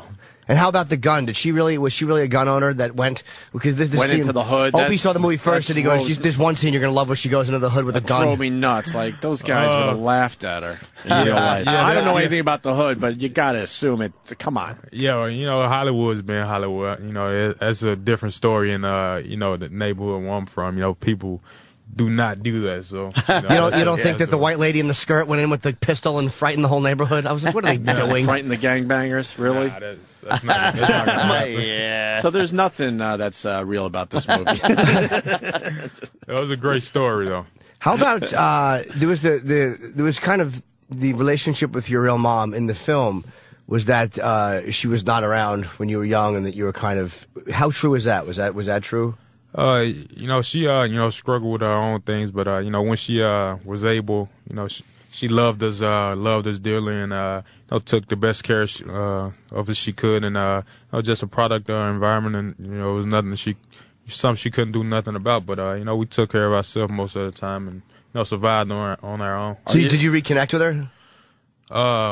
We don't have a bond like we had growing up, and you know, hopefully in the future, you know, she's you know, working hard to get back on track, and you know, we'll have that one day. Oh, good. Wait, do you know where she is and all that? Yeah, she's everybody's in Memphis. Still keep in contact with everybody. And you're one of 12? Yeah. Wow. Yeah. One of 12 kids. I was actually blown. Like I knew it was based on a true story, but one thing they did well is they seemed to cast people who looked like you know, when I saw your real mother, when I saw Leanne and I saw Sandra Bullock, I'm okay, that wasn't that crazy. Or Kathy Bates is was she Miss Sue? Yeah, Miss Sue. That wasn't you know what I mean? Mm-hmm. And the guy that played you, you're not an easy guy to cast. You know, you're a big guy, but he thought he did a good job. Yeah, he did all right. Did you like him as an actor? Is it weird seeing yourself portrayed by another person? Your voice, the face, and the mannerisms? Nah. Personality, you know, the way I act and things like that, it wasn't me. It was off a little bit. Yeah, you seem to be a little more, I don't know, with it. A little more animated, a little more vocal. Because here's pretty much what I got from the film. I want to play football. Like, everything he said was very low, very, very, like, it wasn't really, like, you're very energetic and personable. You're a jock. You come in, you're like a regular jock. Regular jock. Yeah. That's what they told you in high school. When they picked on you. They didn't pick on me because nobody wanted to get made fun of. They didn't pick on me. Oh, you was funny in high school too? Yeah, they didn't want to, that was the only thing that kept me from getting my ass kicked. Exactly. But I'm saying when you came in, I'm not even saying that in a bad way, but that's the way jocks do. Like, hey, you know. Yeah. So you're not there's more of a confidence. Yeah, whereas the guy they had playing you was kind of like, oh, shucks. Yeah. Oh, gee. Golly just gee needed type help, of guy. but no, that's the way they're doing it. Hey, Michael, how nice was that house, huh? Compared to how you were living. Oh, man, it was... Was it as nice as they showed in the film? Yeah, it was very nice. It's, it was you know, a different way of living, and it was great. You didn't fold those blankets up. I try to keep everything neat and clean. But in the movie with the folded blankets and the pillow all nice. Like, I wouldn't do that. I'd just be like, I'd be in the kitchen. I actually, did that. That's how I am, and I make sure everything's neat. So yeah. That's how I live. I didn't like the fact that they showed that as a point in the movie, like we're supposed to be shocked, like the big black guy actually folded the blankets.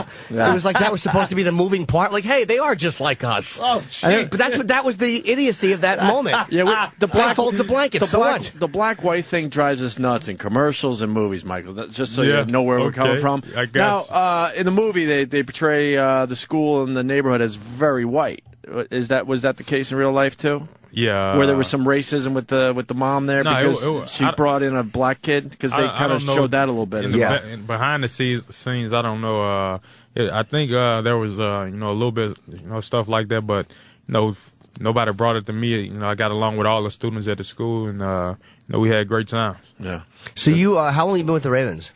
It's one year into my third year. Okay. How long's your contract? I said one because he got drafted in 2009. Hello, I'm losing track of time. I thought that was kind of moving. That was to me the most moving part of the film was seeing the real you and your real family. I was like, oh wow, that really it was. Because I didn't know how the story ended. Any hardcore football fans probably knew that he played for Baltimore. You get to go to the Super Bowl? A 10? No, I didn't go. No, this year. No, we didn't go. We didn't make it. No, I know but did you get to go? I know we don't look like jocks, but we follow. That's what I said. Do you guys know anything? No. How many baskets did you make? Yeah. A lot of you guys go down there just to check it out. I didn't go. The Steelers made it, and that's our rival. They put us out the playoffs, and I didn't even watch the game. So I watched probably 4 minutes of it. You can't even watch the game. I didn't watch it personally.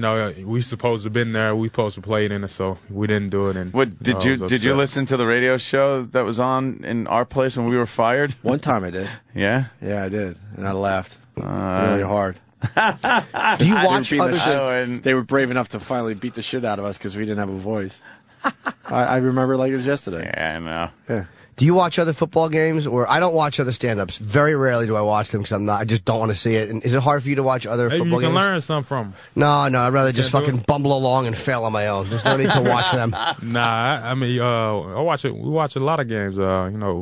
On TV, studying film, everything. So, Were you happy Pittsburgh lost? You must have been happy if they're your rivals. Yeah, that's a big time rival. So you definitely don't want them to win. And that was a heartbreaker too. That wasn't like a blowout that they could have handled from the first quarter on. They almost came back. He doesn't know. He didn't see the game. No, he knows what happened. I'm sure he watched the highlights.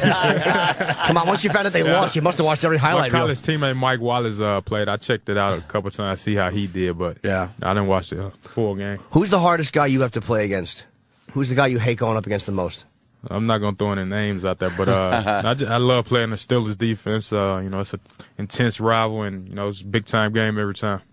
Do you are you pretty fan friendly? Because I have a weird thing with athletes. Most of the guys I like are MMA guys because they're the coolest with the fans. But some of the guys, like we had Terrell Owens in, he was like, kept the sunglasses on. It's like one of those guys. I try to sign as many autographs as I can after the game. Whenever if a fan comes up to me, I try to get all the autographs. Has life changed for you after the movie? I mean, it made you obviously a lot more recognizable. Yeah, it did. But I think I'm just laid back, chill, and really don't get into too much of the hoopla. So you wrote this to kind of, I guess, write the things that you felt were not told properly in the movie. Did it kind of say I want to tell it from my point of view too? No, one reason I wrote it, I started getting, hundreds and thousands of, letters, people telling me I was a role model, inspiration, and, to give them hope and let them know that, you can be anything you want to be as long as you, stay focused and, do the right thing. There was one scene where you fight in, there's a fight scene in the movie. Come on, man. I'm smarter than that. I would have took off running, man. Because it was kind of weird that he just gets up and he belts like with a gun? Come on. Yeah. Everybody had guns. Yeah, and he just walks up and beats them all up because they insult the family. It's like that. Again, they were drug dealers. You don't just punch drug dealers and they fall into the fish tank and you walk away. Did you see a lot of violence growing up? Because obviously you lived in a bad neighborhood. Yeah, tons of it. That's gangs, violence, drugs, everything. So, yeah. And what kept you out of it? Was it sports or was it just your mom? One end the cycle of, going. For me, that's all I saw. I had no mentors or things like that. You grow up, you go to school, you drop out, do all that stuff. I never wanted to do that. I wanted a better life for me. How is this is what always drive me nuts too. Like, do you read negative criticism about yourself on sports pages? I mean, there has to be some, and it's got to annoy you. If some come across the TV or something like that, somebody tell me something. It doesn't get under my skin. You just got to work hard and stay focused. You can't let the people who barely know anything about football get to you. Once in a while, though, I've read stuff about myself I didn't care for. It really doesn't bother me at all. I want to ask about the shoplifting when you were growing up. You got to do what you got to do. I did a little shoplifting. I was gotta eat. I was a poor kid, so I took my shots in the fucking supermarket. No doubt. What'd you steal? You go for the meat? Anything, candy, meat, whatever I could to, whatever we could. We had to, eat at night, so we had to get the job done. You ever get caught? I got caught probably about 4 times. Yeah, because you're a big guy and looking suspicious in yeah, exactly. Supermarket. You're not flying under the radar. Nah. Did you go in with the big coat so you could steal more?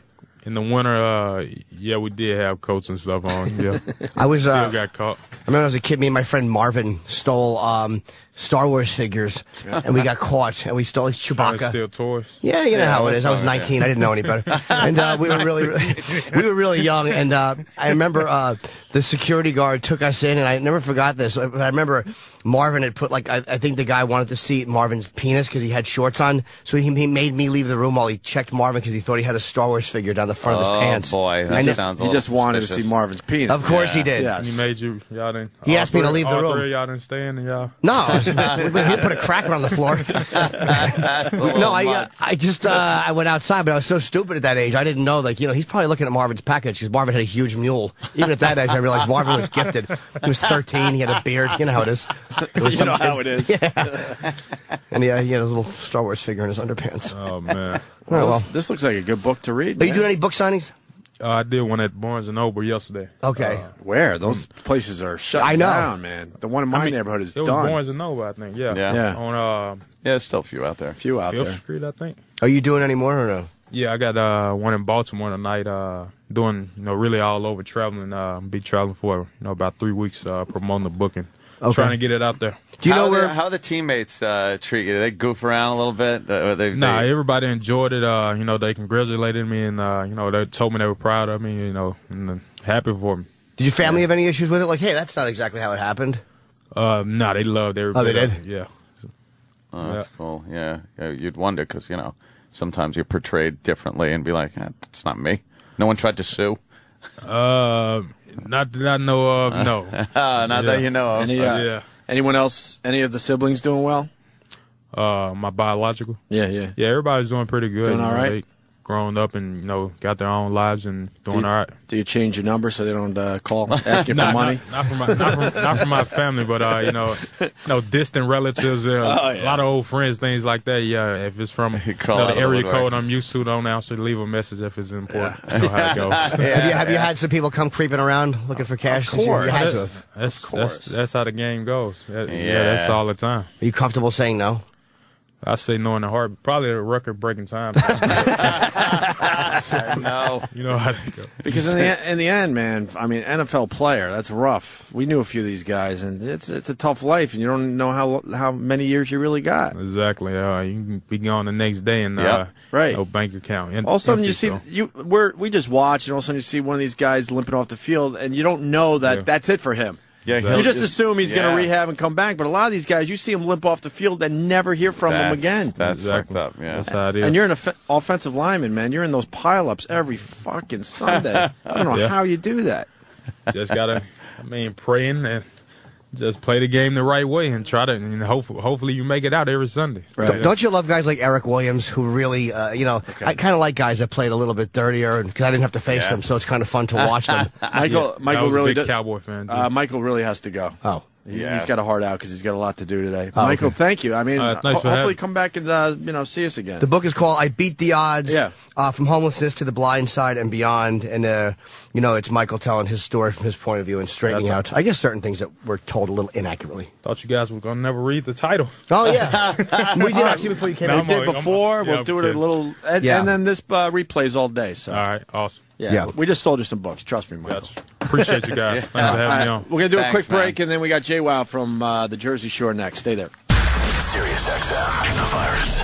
Yeah, this is the Opie and Anthony Show.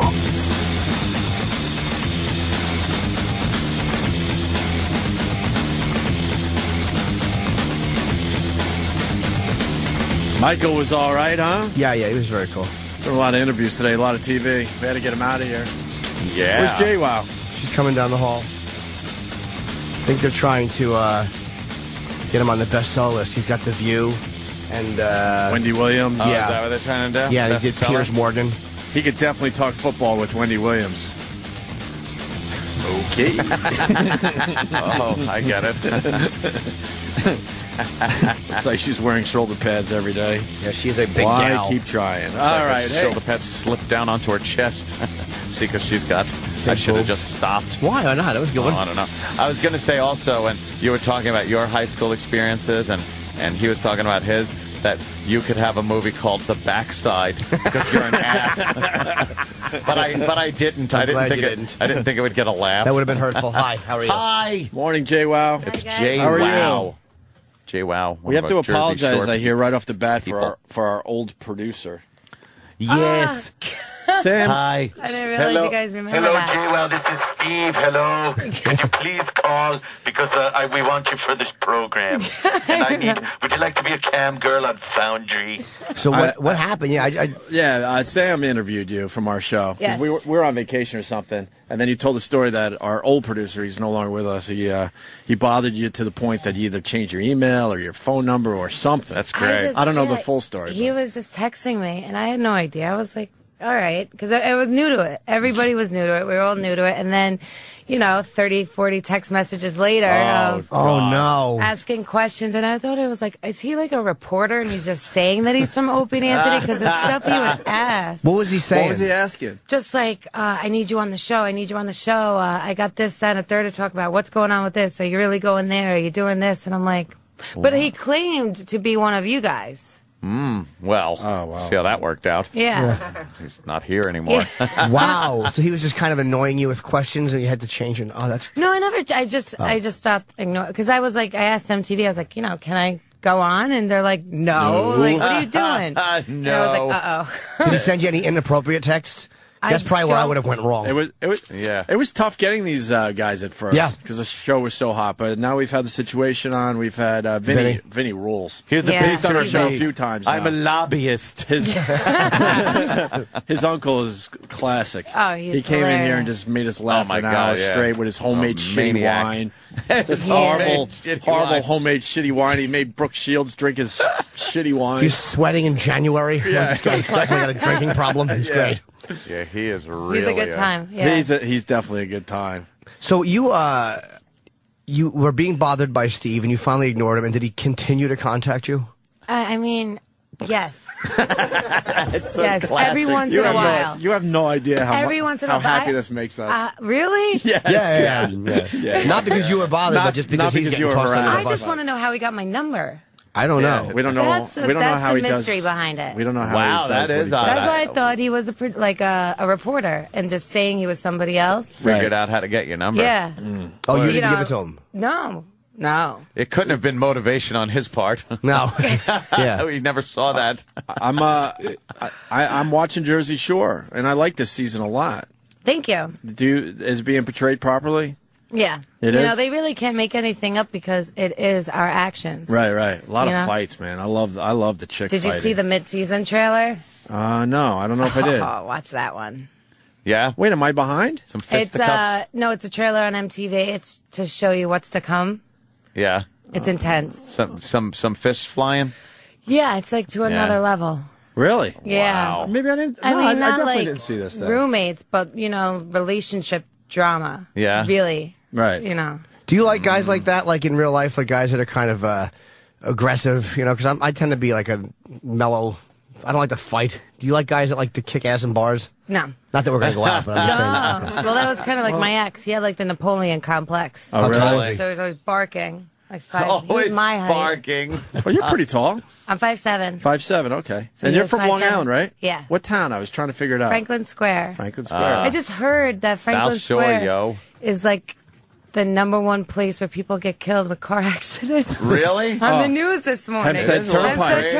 Hempstead Turnpike is the nuts. worst road in almost America at this Yes, point. I can't believe that. Yeah.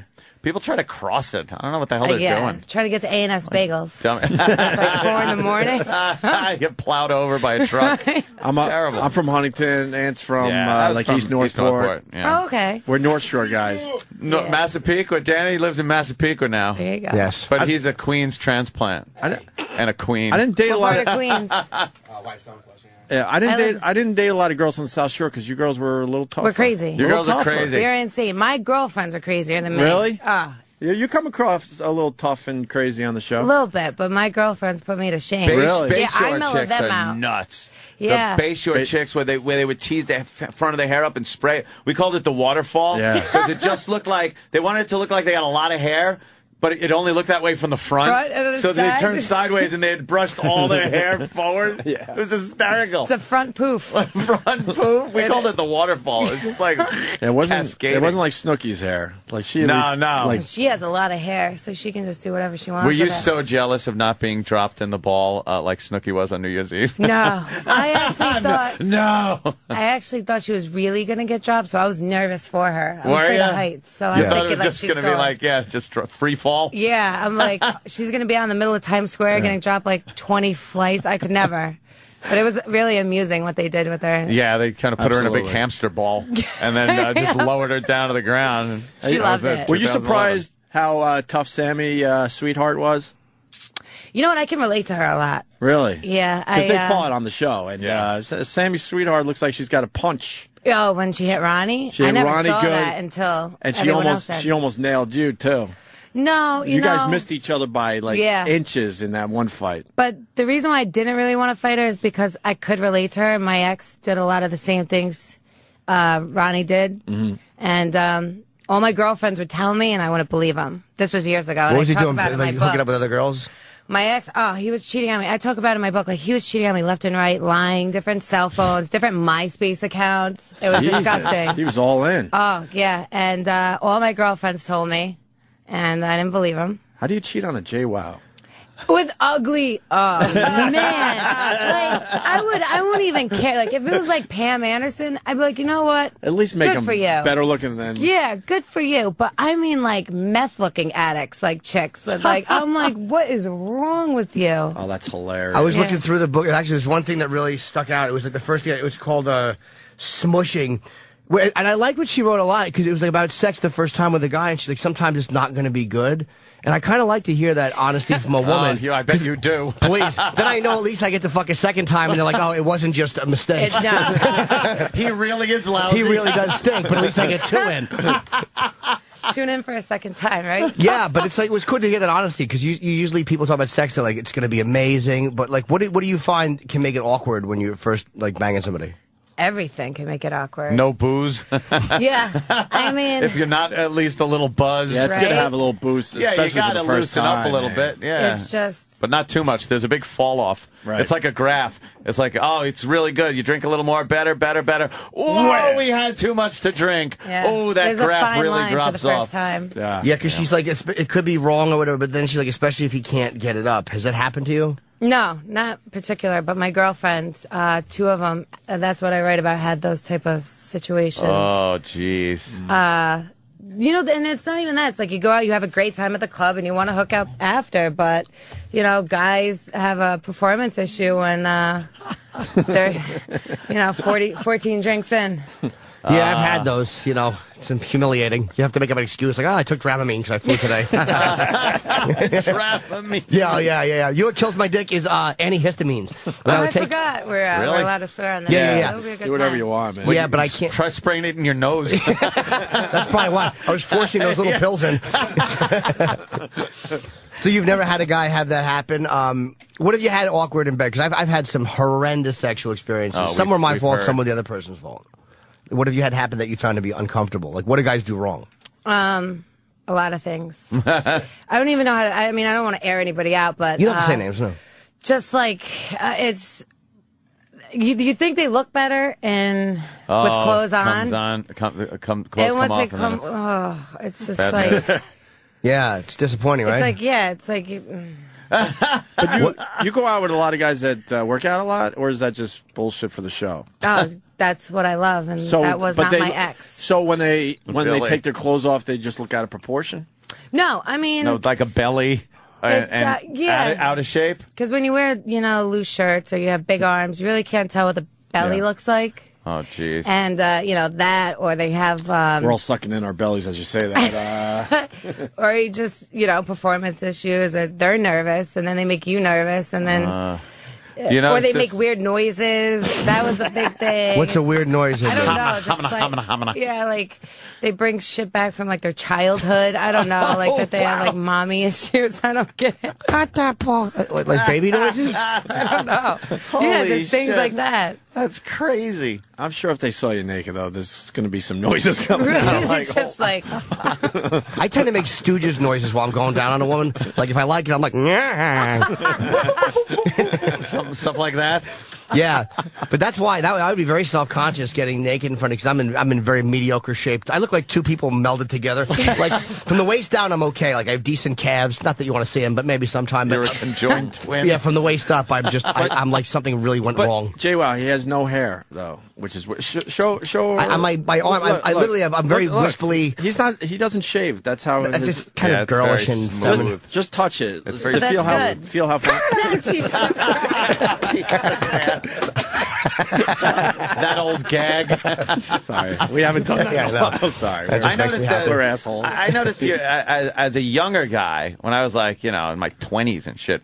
Then there'd be maybe performance anxiety and shit like that. Like you'd put so much thought into what you're doing. You're just like, I feel like now at that it's age, like, you just want to screw everything, no? Yeah, but you put a lot more mentally into it. Like, oh god, like you're just happy to be getting laid and shit, and you're like, but like your thoughts are kind of like, oh god, I gotta be good. Oh, I gotta do this. I gotta do. Oh, am I doing this right? But then as you get a little older, it's just like, fuck it. Less I pressure. have nobody I'm impressed. Yeah, fuck but it. less pressure when you're younger because you could go 7 to 10 times a night.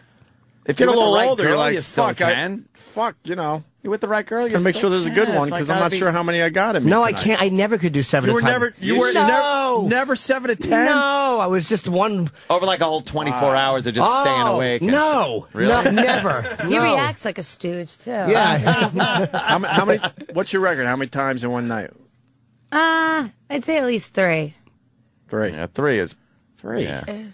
It gets kind of played out after that. It's After a like, while, what then else can you do? you wake up chafed and hurting. Yeah. Like everything Yeah. hurts. Yeah, You're just like, ow. I'm more confident as I'm Spitting older dust. because you can talk and you can use smoke and mirrors to kind of get around what will be an average performance. Like I figure a little spanking, like all that type of stuff, which just Lights kind of completely off, pitch black. no, because I'm no. I'll just wear a shirt. I'll be like, yeah, I fuck rugged, and I'll turn you over. But no, I don't. No, I don't like it pitch black. I'm very visual. And visual, yeah, it's got to be visual. I have You to gotta be see able the to person see. I'm having Yeah, sex with.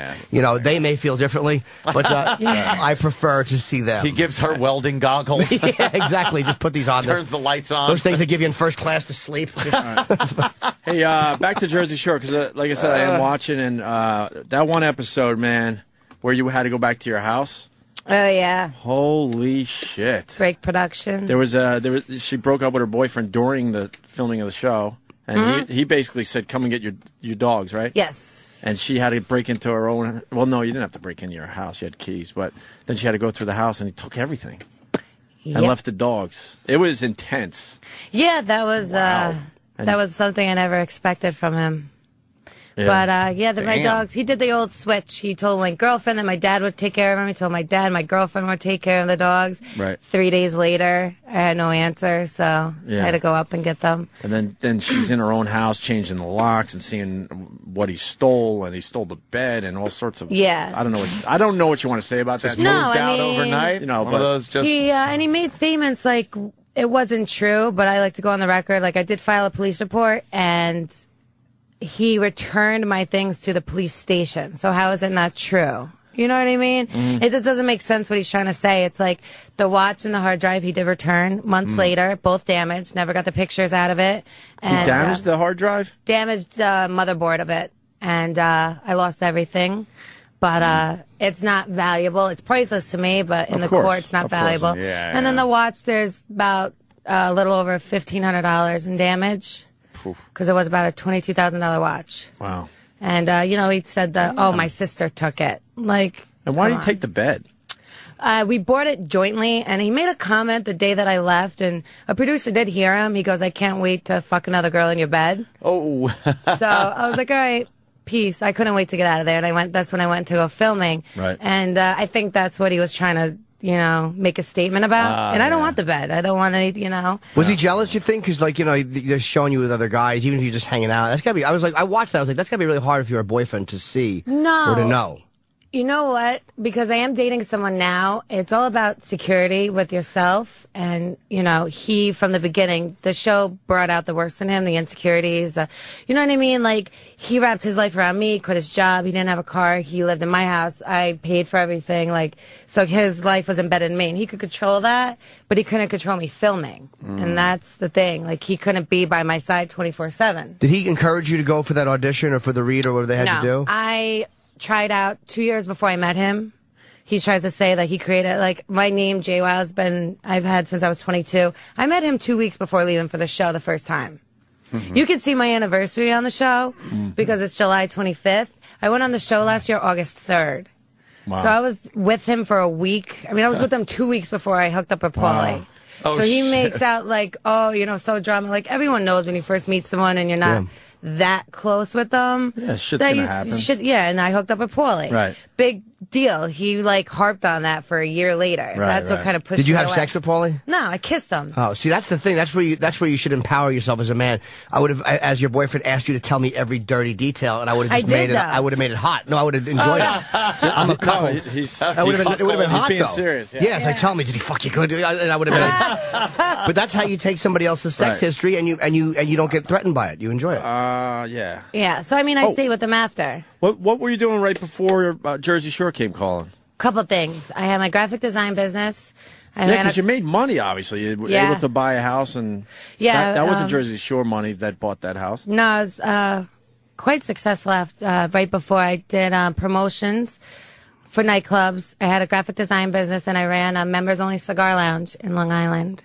So I had 3 jobs. Well, 7 if you count 4 clubs. Jesus. Yeah. What clubs? You know, Origins. I would hook up Glow with... Origins is closed now. That's on Route 110. That's where I actually tried out for the show. Right. Oh, no kidding. Yeah, they did the casting there for Paris Hilton, my new BFF. Yeah. My gay best friend wanted to be on it, so I tried out with them. What do? You just walk in and start and just talk on camera? They ask you your story, your name, and how did the audition work? Originally, they came in for Paris Hilton. My friend was nervous, so I tried out with them. And then a couple weeks later, they're like, yeah, you're cool for Paris, but we got this Guido show if you're interested. It's like, all right. So I retried out, and 2 years later, it was Jersey Shore. Damn. On camera, all that, like 16 interviews. And then, you know, I just... I wanted to get better graphic design work. I wanted to get better promotions. I never thought it would be like this. Right. Yeah, it's a massive hit, obviously. And are you traveling like the rest of the guys every weekend to for clubs and all that? appearances. I mean, I try to take a back, you know, I put them kind of on hold. I really want to devote myself to the book and to, like, my tanning line and things like that. Tanning line, yes. Yeah. What's that about? Australian Gold, JWoww Black Bronzer. I'm coming out with a new product in a month. But in tanning beds, out of tanning beds, spray tans, oils. Do you get like do you take it personally when a lot of the critics are like, oh boy, these dolts? No. And, you know. You know what though? I like to prove them wrong, and because they only get to see one side, obviously, like having a good time on the shore and drinking and hooking up, they don't get to see the other side. Yeah, how's that working out for you? I prove them wrong. Okay. I mean, yeah. So, I mean, I'll prove them wrong if I get on the bestsellers list. I'll prove them wrong when I break records. We broke MTV records, you know, things like that. Yeah, that was huge. You don't seem as tough in person. No, I'm very down to earth. On the show, you're like a tough Long Island broad that's ready to crack some heads if you have to. Yeah, I mean, I'm always like that. There's more of a sweetness to you in the studio here. No, I'm just, you know, because I watch the show a lot. I'm very chill. Yeah. How much drinking goes on during filming? I'd say we go out like 3 nights a week, 4 nights a week. Yeah. Yeah.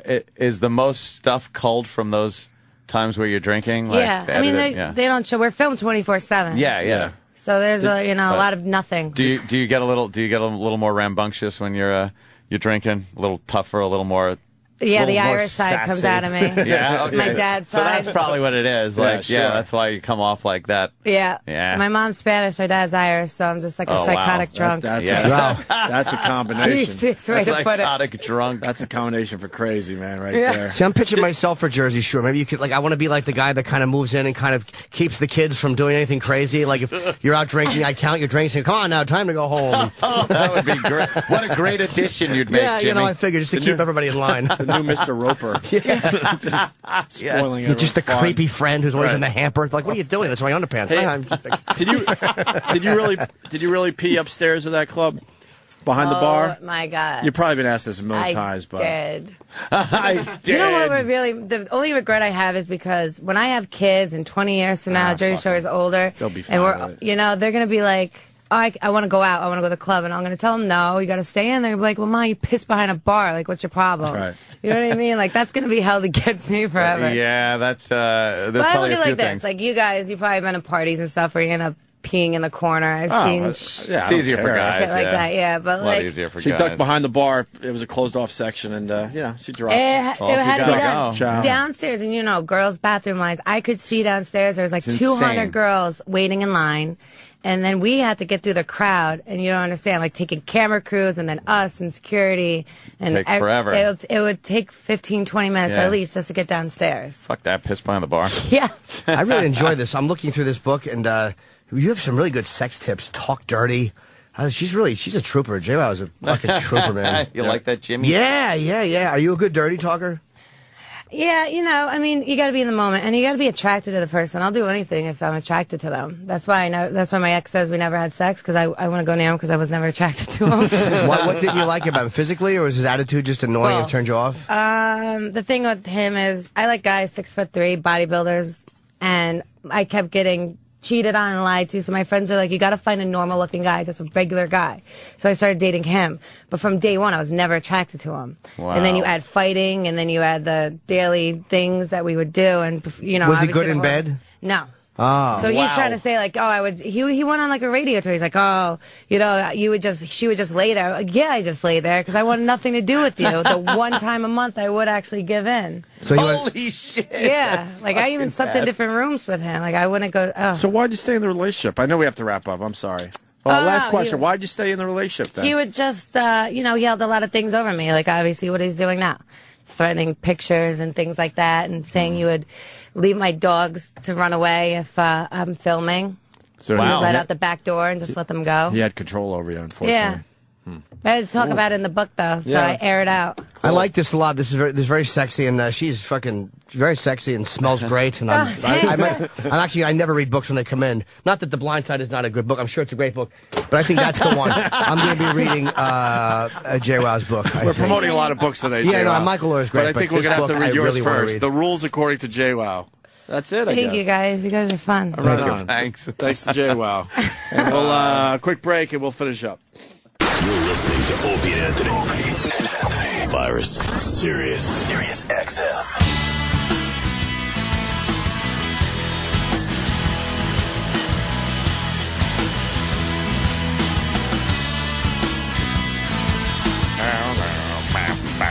You know what? I liked the JWoww. She was great. I wasn't sure I was going to like her. I do watch Jersey Shore, and I was team Sammy Sweetheart, but now I'm team fucking JWoww, Sam. Team JWoww? Team JWoww all the way. I'm gonna. If you want Local girl from Long Island, come on. she's the book is called The rules according to JWoww. and she's signing tonight from 6:45 to 8:30 in the Monmouth Mall. Is this tonight, Sam or Travis? Yes. I think it's tonight. Barnes and Noble, Eatontown, New Jersey, and then tomorrow night, Friday, she is signing. It looks like Barnes and Noble in Staten Island. Oh, I did that one. That's a great place for a signing because Staten Island. you can stand inside for the. You know, that's like a huge fucking Barnes and Noble in Staten Island. It's gigantic. 7 o'clock tomorrow. She's really cool, man. And she's fucking super sexy in person. Yeah, Jimmy was definitely Jimmy wants taken. what do you want to do? Eat her toes or something? No, she was sitting really close to me. Eat her toes. She was sitting close to me, and she wasn't doing it on purpose. She was just where she was sitting, and her knee brushed my knee a little bit, and her foot was kind of touching my foot. She was relaxing on my chair, and her vibe is so sexy. And Her believe foot me, thing was on your foot? yeah, but she wasn't trying to be. Believe me, Yeah? she had no attraction to me. Thought she was playing footsie with you. Nah, I would love to believe that, but she was just chatting. She's into those muscle-bound guys. Yeah. I was telling Sam in the break, I would give her such a lousy fuck. I would be everything she hated. Like, I would be good at talking dirty, and I would probably go down on her really well. Oh, no, Yeah. I'm sick. And then, oh, you're okay, sweetie. All right. And then as soon as the shirt came off, her She'd be vagina would like, just head for the hills. You'd look at her face, and she'd be like the pleasure and stuff, and then she'd be like, oh. Then the shirt would come off, or I'd need my nipples rubbed, and she'd be looking at my stupid baboon tits hanging. I would really be disappointing to her in bed. Holy shit. Oh, would she should bang me just to have fun stuff to go on the fucking net and trash me for. So she could write another book. Say, oh, my God. What guys do wrong. Inspired by Jimmy But she was Norton. great. I thought she was very open. I liked her a lot. Yeah, yeah. Her, you're kidding, right? Someone's writing, are her boobs real? Yes, they are. Come on. They look of course good. not. I could see the top of them. She wasn't really It's a great dressed boob to, job. she wasn't dressed where you could see a lot of her. Dude, She but was her dressed legs pretty conservatively. She was packed into those jeans, really sexy. She is fucking. She's sexy. Yeah, she's really sexy. I don't get to see the exit of the guests during Valentine's Day because I have to read right after they're done. Everybody's saying they're saying thank you to everybody, and they just kind of have to brush you off. Yeah, and everyone's taking pictures and watching her walk out the door and looking at her ass, and I'm talking about fucking gold-dipped fuck roses. They're really nice. They all give you the wave off, like, Yeah, tell them I said whatever. bye. They call it Tell J. that. Okay. That's okay. They call it J-Wow because when you see it, you're like, wow. But what's the J for? What's that? It's probably for, Jay. I don't know. He's just it's a mistake. Yeah, something. Yeah, something. You just do whatever. Gosh, she had a fucking. She's sexy, dude. I mean, we had a lot of hot. Who was really Brooklyn Decker was really pretty. Yeah. But I didn't feel like that. So, Brooklyn Decker is more my type. JWoww is more your type. Well, JWoww was much more sexual, I think. Oh, my God. But she wasn't. Again, I'm not deluded into thinking she was flirting because she really wasn't. She was just talking into the mic and not. She's just like one of those naturally sexy people. She would ruin me. I'd be like all these guys. She'd want me to get in the hot tub with her friends, but I'd be too insecure, so I'd wear my T-shirt in the hot tub. You'd have a wet white T-shirt. Yeah, in the hot and tub. like her friends' boyfriends that are there with them, they'd be all like, "Hey," and they'd take their shirts off and just ripped and stuff, and get in the hot tub, and you'd be like, "Hi, guys." Yeah, my left eye blinking, doing self-deprecating humor. My udders floating on the water. Yeah, you'd have to do like a defensive move right from the beginning, like right before you take your shirt off, say something like, "Now, don't get jealous." Just so the ice is broken by you. Yeah, I made fun of me before you could. Right, exactly. Yeah. Like I know. My bathing suit pulled up to my fucking above my belly button like William Frawley. I'd be getting in the fucking hot tub like Fred Mertz. Let's go swimming, Rick. What's the mid-season trailer that I missed? Well, they just put out. It's online. They put out a video of what's coming up later this season. Has it been on TV? They might have aired it after the show. I don't know, but it's just like it's like a 2.5 minute video. Have you checked it out? Yeah. So what was she hinting at? Just that it's going to be crazy. If you think you've seen it all so far, you ain't seen nothing yet. Oh hell! Fights and shit. Fights, everything. It's Jersey Shore. Sex. Yeah. Fight. No, that's it. Just okay, fight. I just thought fight. Now. It's better than that goofy skin show. Are we done fucking selling books today? Oh my God! Is everyone okay? We're like Oprah. Are we a library? Enough with the books. Who reads? I know, right? I think I finally told Sam. Yeah.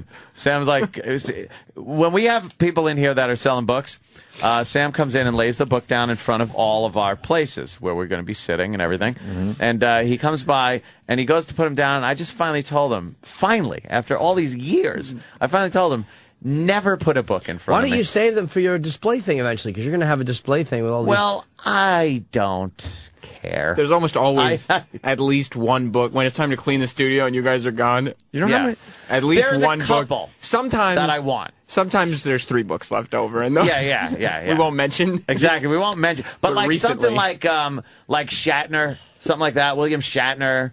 So right, that would be taken. That gets taken home. That gets signed. That's fucking to me is holy shit. Ultra cool. You know what? But other Survivor Man. books, Who has his books? Do we have any copies of them? Oh, plenty. Jimmy, is that a hot shot right there? Chapter 9. The picture look, of she's JWoww. in a little teddy or something. Shit. She would be a fucking great bang. She's a beautiful girl. Know what I do every spring, and it is the truth? I throw away a shitload of books that I do bring home that are autographed. Why? I don't want them because it's clutter. You bring them in and raffle I should at least bring them in, I guess. I have a lot of bookshelves. Sell them. And stuff, so I just pop books on bookshelves.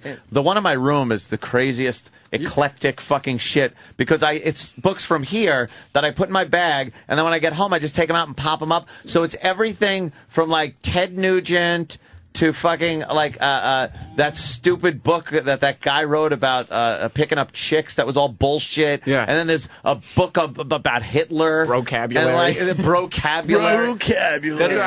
When we moved, I created a bookshelf just like that, and it's all made up of books that you didn't take home. That I didn't take home. That I just grabbed and threw in my bag. It's like... Those gotta be good ones. Yeah. Hey, man, I live in New York. I don't have room. 3 copies of Chris Jericho's book. Oh, shit. Anthony's house is at least 6 to 8 times bigger than mine. At least. I save them, though, and then eventually... I have nowhere to put them is what it comes down to. Put them in storage downstairs, and then when you get like you should display them. I mean, if you ever want to. What are you going to do? You have the Fat Smash diet on your bookcase? What was that? The one E-Rock didn't take home? Oh, come on. See, I don't go for those jokes anymore. It's just for filler. I have a bookcase, but I don't read a whole lot. So like, you need something to put on a bookcase, or else it looks like it looks stupid. So you just have the Fat Smash diet on there. It's filler. It's filler. Yeah. I have Jim Norton's two wonderful best-selling books on there. Those are mandatory. I have Kevin Smith's book. Yeah, I have both of Kevin Smith's books. Yeah. Are we still talking about books? Yeah. Oh, you said enough about books, and it started a book discussion. That's how this dumb show works. I know. Sam and I were just discussing that we would go down on JWoww. I told Jess yesterday that JWoww was coming in. I was going to ask her if she'd be my girlfriend. Oh, what are you, crazy? Jess said, good luck. You could show her your wrestling figures. Oh, shit. Jess knows. Oh, Go ahead, cheat on me, faggot. You're a Hulkamaniac. She totally fucking knows. You are out of your league with Jess. Go for it. She knows it, so you can't do anything. She'd just be like, I don't care. You would be, the second she leaves you, she will be in bed with somebody 10 times better than you. And I'd just be like, God damn it. And you'll be looking for somebody, with your fucking action figures and your fucking wrestling knowledge. What are you going to go to the bar? Hey, how you doing? You watch WrestleMania last night? Be like, no. She'd be like, no. Well, let me tell you all about it. Oh. She's so hot, I would eat her pussy with Sam. Wow. I would lick her vagina with him, and I would never lick a vagina with somebody. Really? I would do that. You'd fuck a girl if someone's watching. No, I would like be nervous. Double team? I have, but I don't like it. Yeah, you've done that with, certain people, I guess, with, with Ron Voss. Jeremy. Yeah. Yeah. But you wouldn't lick a pussy with her? No, I don't want my mouth touching where a guy's mouth is. Fuck that. No, I don't mean that. I mean, same time. No. No, I was joking. At the same time, I'm saying. See, I'm being literal Anthony. Yeah, no, I was just kidding. When I was I didn't flicking. know. Ew, that would be so sick. It's not a very realistic possibility. Yeah, exactly. Why would she include you in that when she's flicking? Can we go back to the books for a second? Because Kevin has a very good question in Houston. Kevin, go ahead. Hey, morning, boys. What's up? Hey, does anybody have the More Than a Catch from that New York Giants player? I do. Thank you, Kevin. We make fun of that book. We make fun of that book, by the way, every time someone comes in with a book. We grab the book that they're in with and go, it wasn't stupid. It was a catch. Is this more than a catch? Because what happened? I have a copy of it signed to commemorate my interview with David Tyree when he thought I was Anthony. Yes, that's what we did, right. Yes. That was when we franchised the show. He didn't like my Jerry Dice impression. Is that worth replaying today? That one's so funny. The More Than man. a Catch interview? Love that. Have we played it in a while? Oh, let's play it today because we've been talking about books all day. The best. There's been 2 great book interviews. The More Than a Catch, or More Than Just the Catch, was a great interview by Sam and E-Rock playing Opie and Anthony. And I must give myself a little credit. The day I peed on the guy's book for 5 straight minutes. Yeah. During the interview. Was that the Brocabulary? It was one of those. I think that was Brocabulary. It was Brocabulary. That book sold a lot of copies, man. It's like I think it's horrendous, but you know what? I don't know why there's a market for It's a gift book for people who buy like for their nephews or their cousins.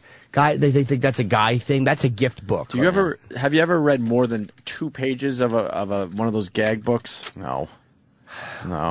Sorry. They always look almost good, and then you pick it up, and after like, 2 pages, you're like, what? I'm going to do another 150 pages of this? You know what? Oh, my God. I have a signed copy of The Governator by Ian Halperin. The Governator's a big one. He signed that while I was at his bed-in. That's where his book is ranked right now? Yeah, so keep making fun of more than just the cat. Wow. It's 400,000 times better than the Governator. The Governator on Amazon bestseller list is at 534,945. There can't be that many books out there. That's impossible. Wow, it's the last book on the list. Yeah. Should we look at some other Ian Halpern books? No. They're self-published books. You know, speaking of best of, I was listening on the way home yesterday. Who fucked up? No. It was actually fucking hysterically funny. Damn it. But it was a Bob Kelly bit. Like Bob Kelly was in, and then he played a Bob Kelly appearance. Who did that? I guess E-Rock what? E-Rock or something. They're talking to the mic, E-Rock. We can't hear you, but you got to defend yourself. No, I Me like food. I love that. Burn. I love how that gets yelled out now. Every time he turns the mic on, that gets yelled out in the background. That was Roland? Roland yells that out in the background. That's Roland's T-shirt catchphrase. Me like food. Holy shit.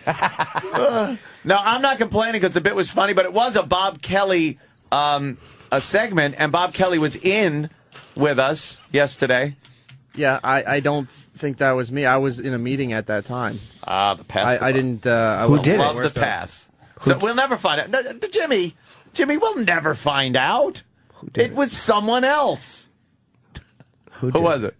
I believe it was Travis. Oh no! Here comes Travis. Travis is marching down the hall. Travis. See, now I know you guys are talking about E-Rock just don't even sold know? you right the fuck out. Sam, I don't know what happened. Can you tell Travis, please? Well, Anthony said that there was somebody who stupidly played a Bob Kelly bit after Bob Kelly was already in, and then E-Rock said, it definitely wasn't me, it was dumb Travis. Well, that's cool because Bob Kelly wasn't in yesterday when I was running the board. I didn't say that. So what you heard was on Tuesday when Bob Kelly was in, and Eric was running the board that day. Yesterday, Scorch's PFG TV #1 played. And that's a good choice. Oh, okay. All right, because I was listening to that, too, and I was laughing my balls off. Back to Sexy You're B. right. Okay, so it was the day before yesterday. My mistake saying what day it was, but now it just really tied you up because... So why did you play a Bob Kelly bit? It wasn't. If something played with Bob Kelly in it, it was not a Bob Kelly featured bit. It was called something else. Bob Kelly Burn Victim Comedian. No, that was Voss and Bob Kelly talking about some burn victim comic that you found online. Who? No, yeah, but it turned... The bit itself, which I will just say, which was hilarious, was we were all going around talking about how a burn victim comedian would do his act, and it was the jokes were fucking. Was I in for that? Yeah, we were. You were hysterical funny. I don't remember that at all, dude. I didn't either, and that's why driving home listening to it, I was literally crying. Laughing so hard. What was one of the listening to jokes? I don't remember. It was just like, hey, make sure you take care of everybody because you never know what's going to happen. And you're talking about his wig, his bad fucking wig, and he takes his joke list out from under it. Just like it was. I have such no memory of bad, that. And his dumb glasses taped to his head. It was so fucking funny. The point of Learn it how was, to flee, asshole. Exactly. And the whole point was that it wasn't even. I was just going to say how funny it was, not the fact that Bob Kelly was in and then a Bob Kelly bit played. But that reminded me, and it was like, oh, we usually try to steer clear of playing something in best of from 10 to 11 that happened during the regular part That's of a the very show. polite way of saying it. How many times have you told Sexy B not to? Hundreds, I think, over the course of the years. It's been hundreds that it's like, you kind of burn something out if we're talking about, a subject. It's like putting too much bacon on a BLT.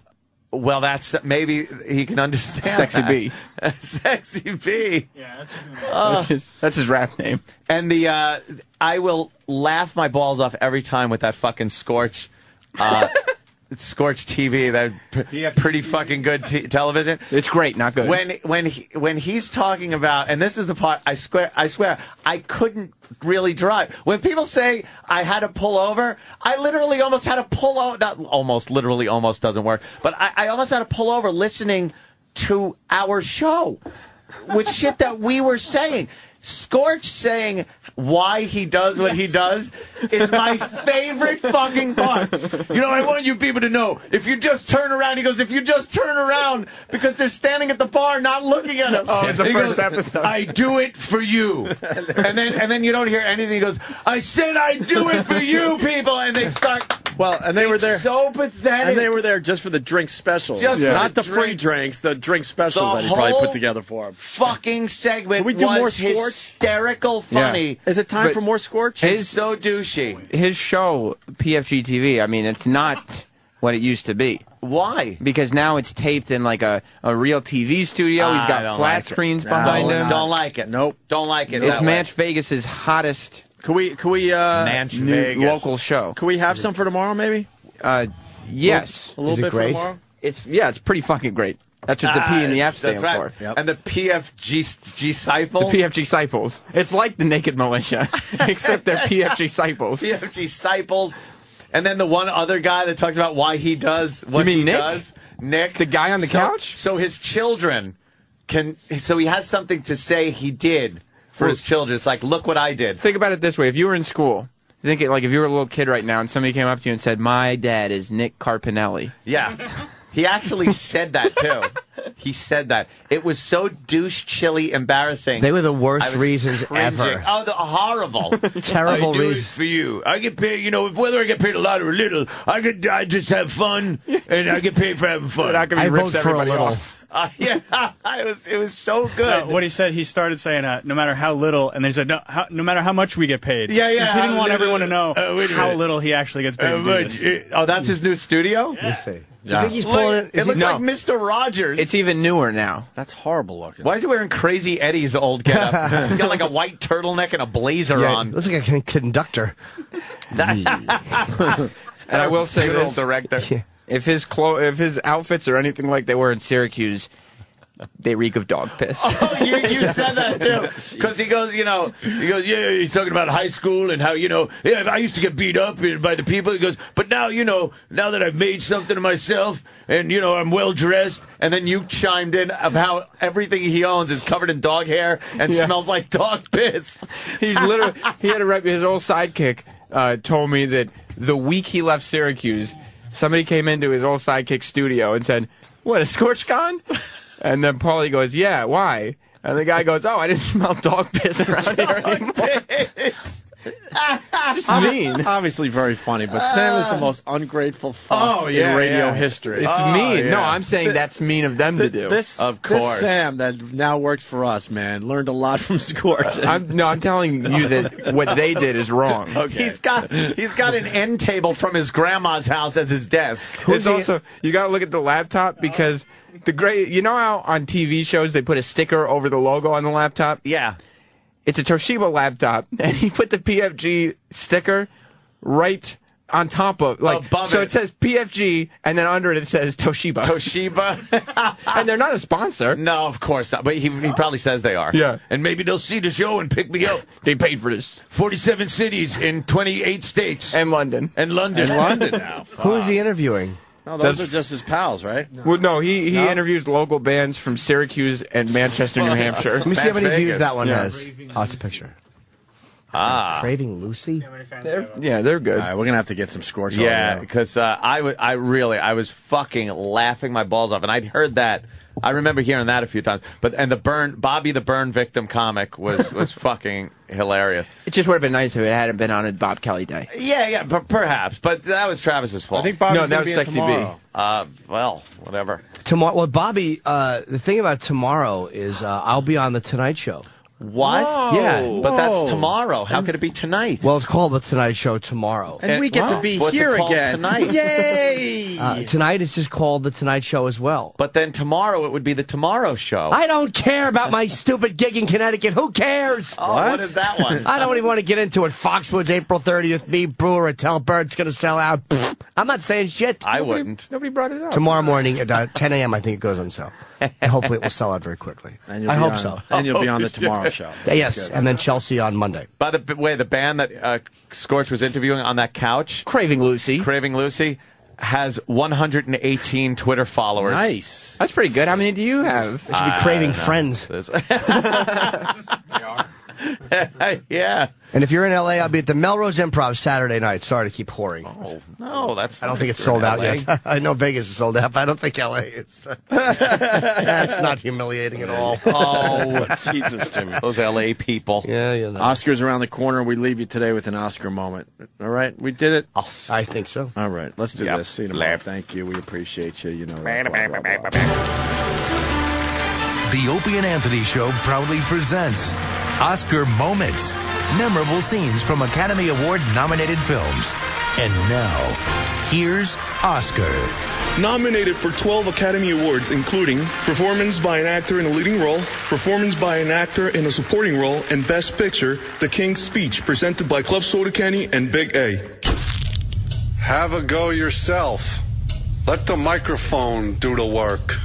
Well, with your older brother shirking his duties, you're going to have to do a lot more of this. Have a go yourself. Through the wireless. Get it out. One of the models of modern. Just take your time. Form your words carefully. Science. I am enabled. Relax.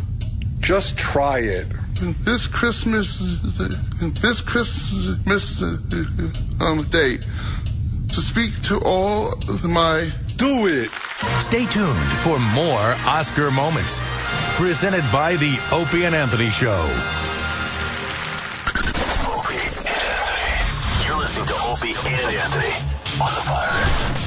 Sirius XM. It's not the same like it was. Erectile dysfunction has become a serious epidemic. Pussy is over. Don't mean nothing no more. I can't get a hard on. Take it from legendary comedian and ED sufferer Pat Cooper. It's no joke. I'm not making this shit up. You're with that gorgeous muffer, and you're in bed, and it don't happen. Happened to me. And she goes, "What's the matter?" I said, I think it's erectile dysfunction. She goes, "What's that?"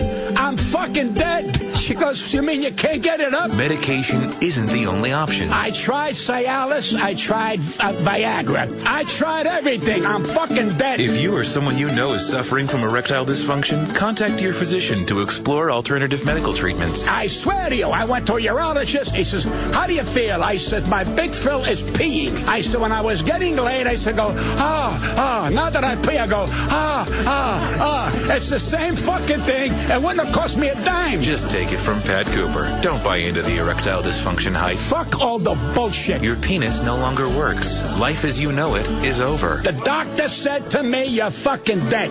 I'm fucking dead. This is the Opie and Anthony Show. The Opie and Anthony Show. The Virus. Sirius XM.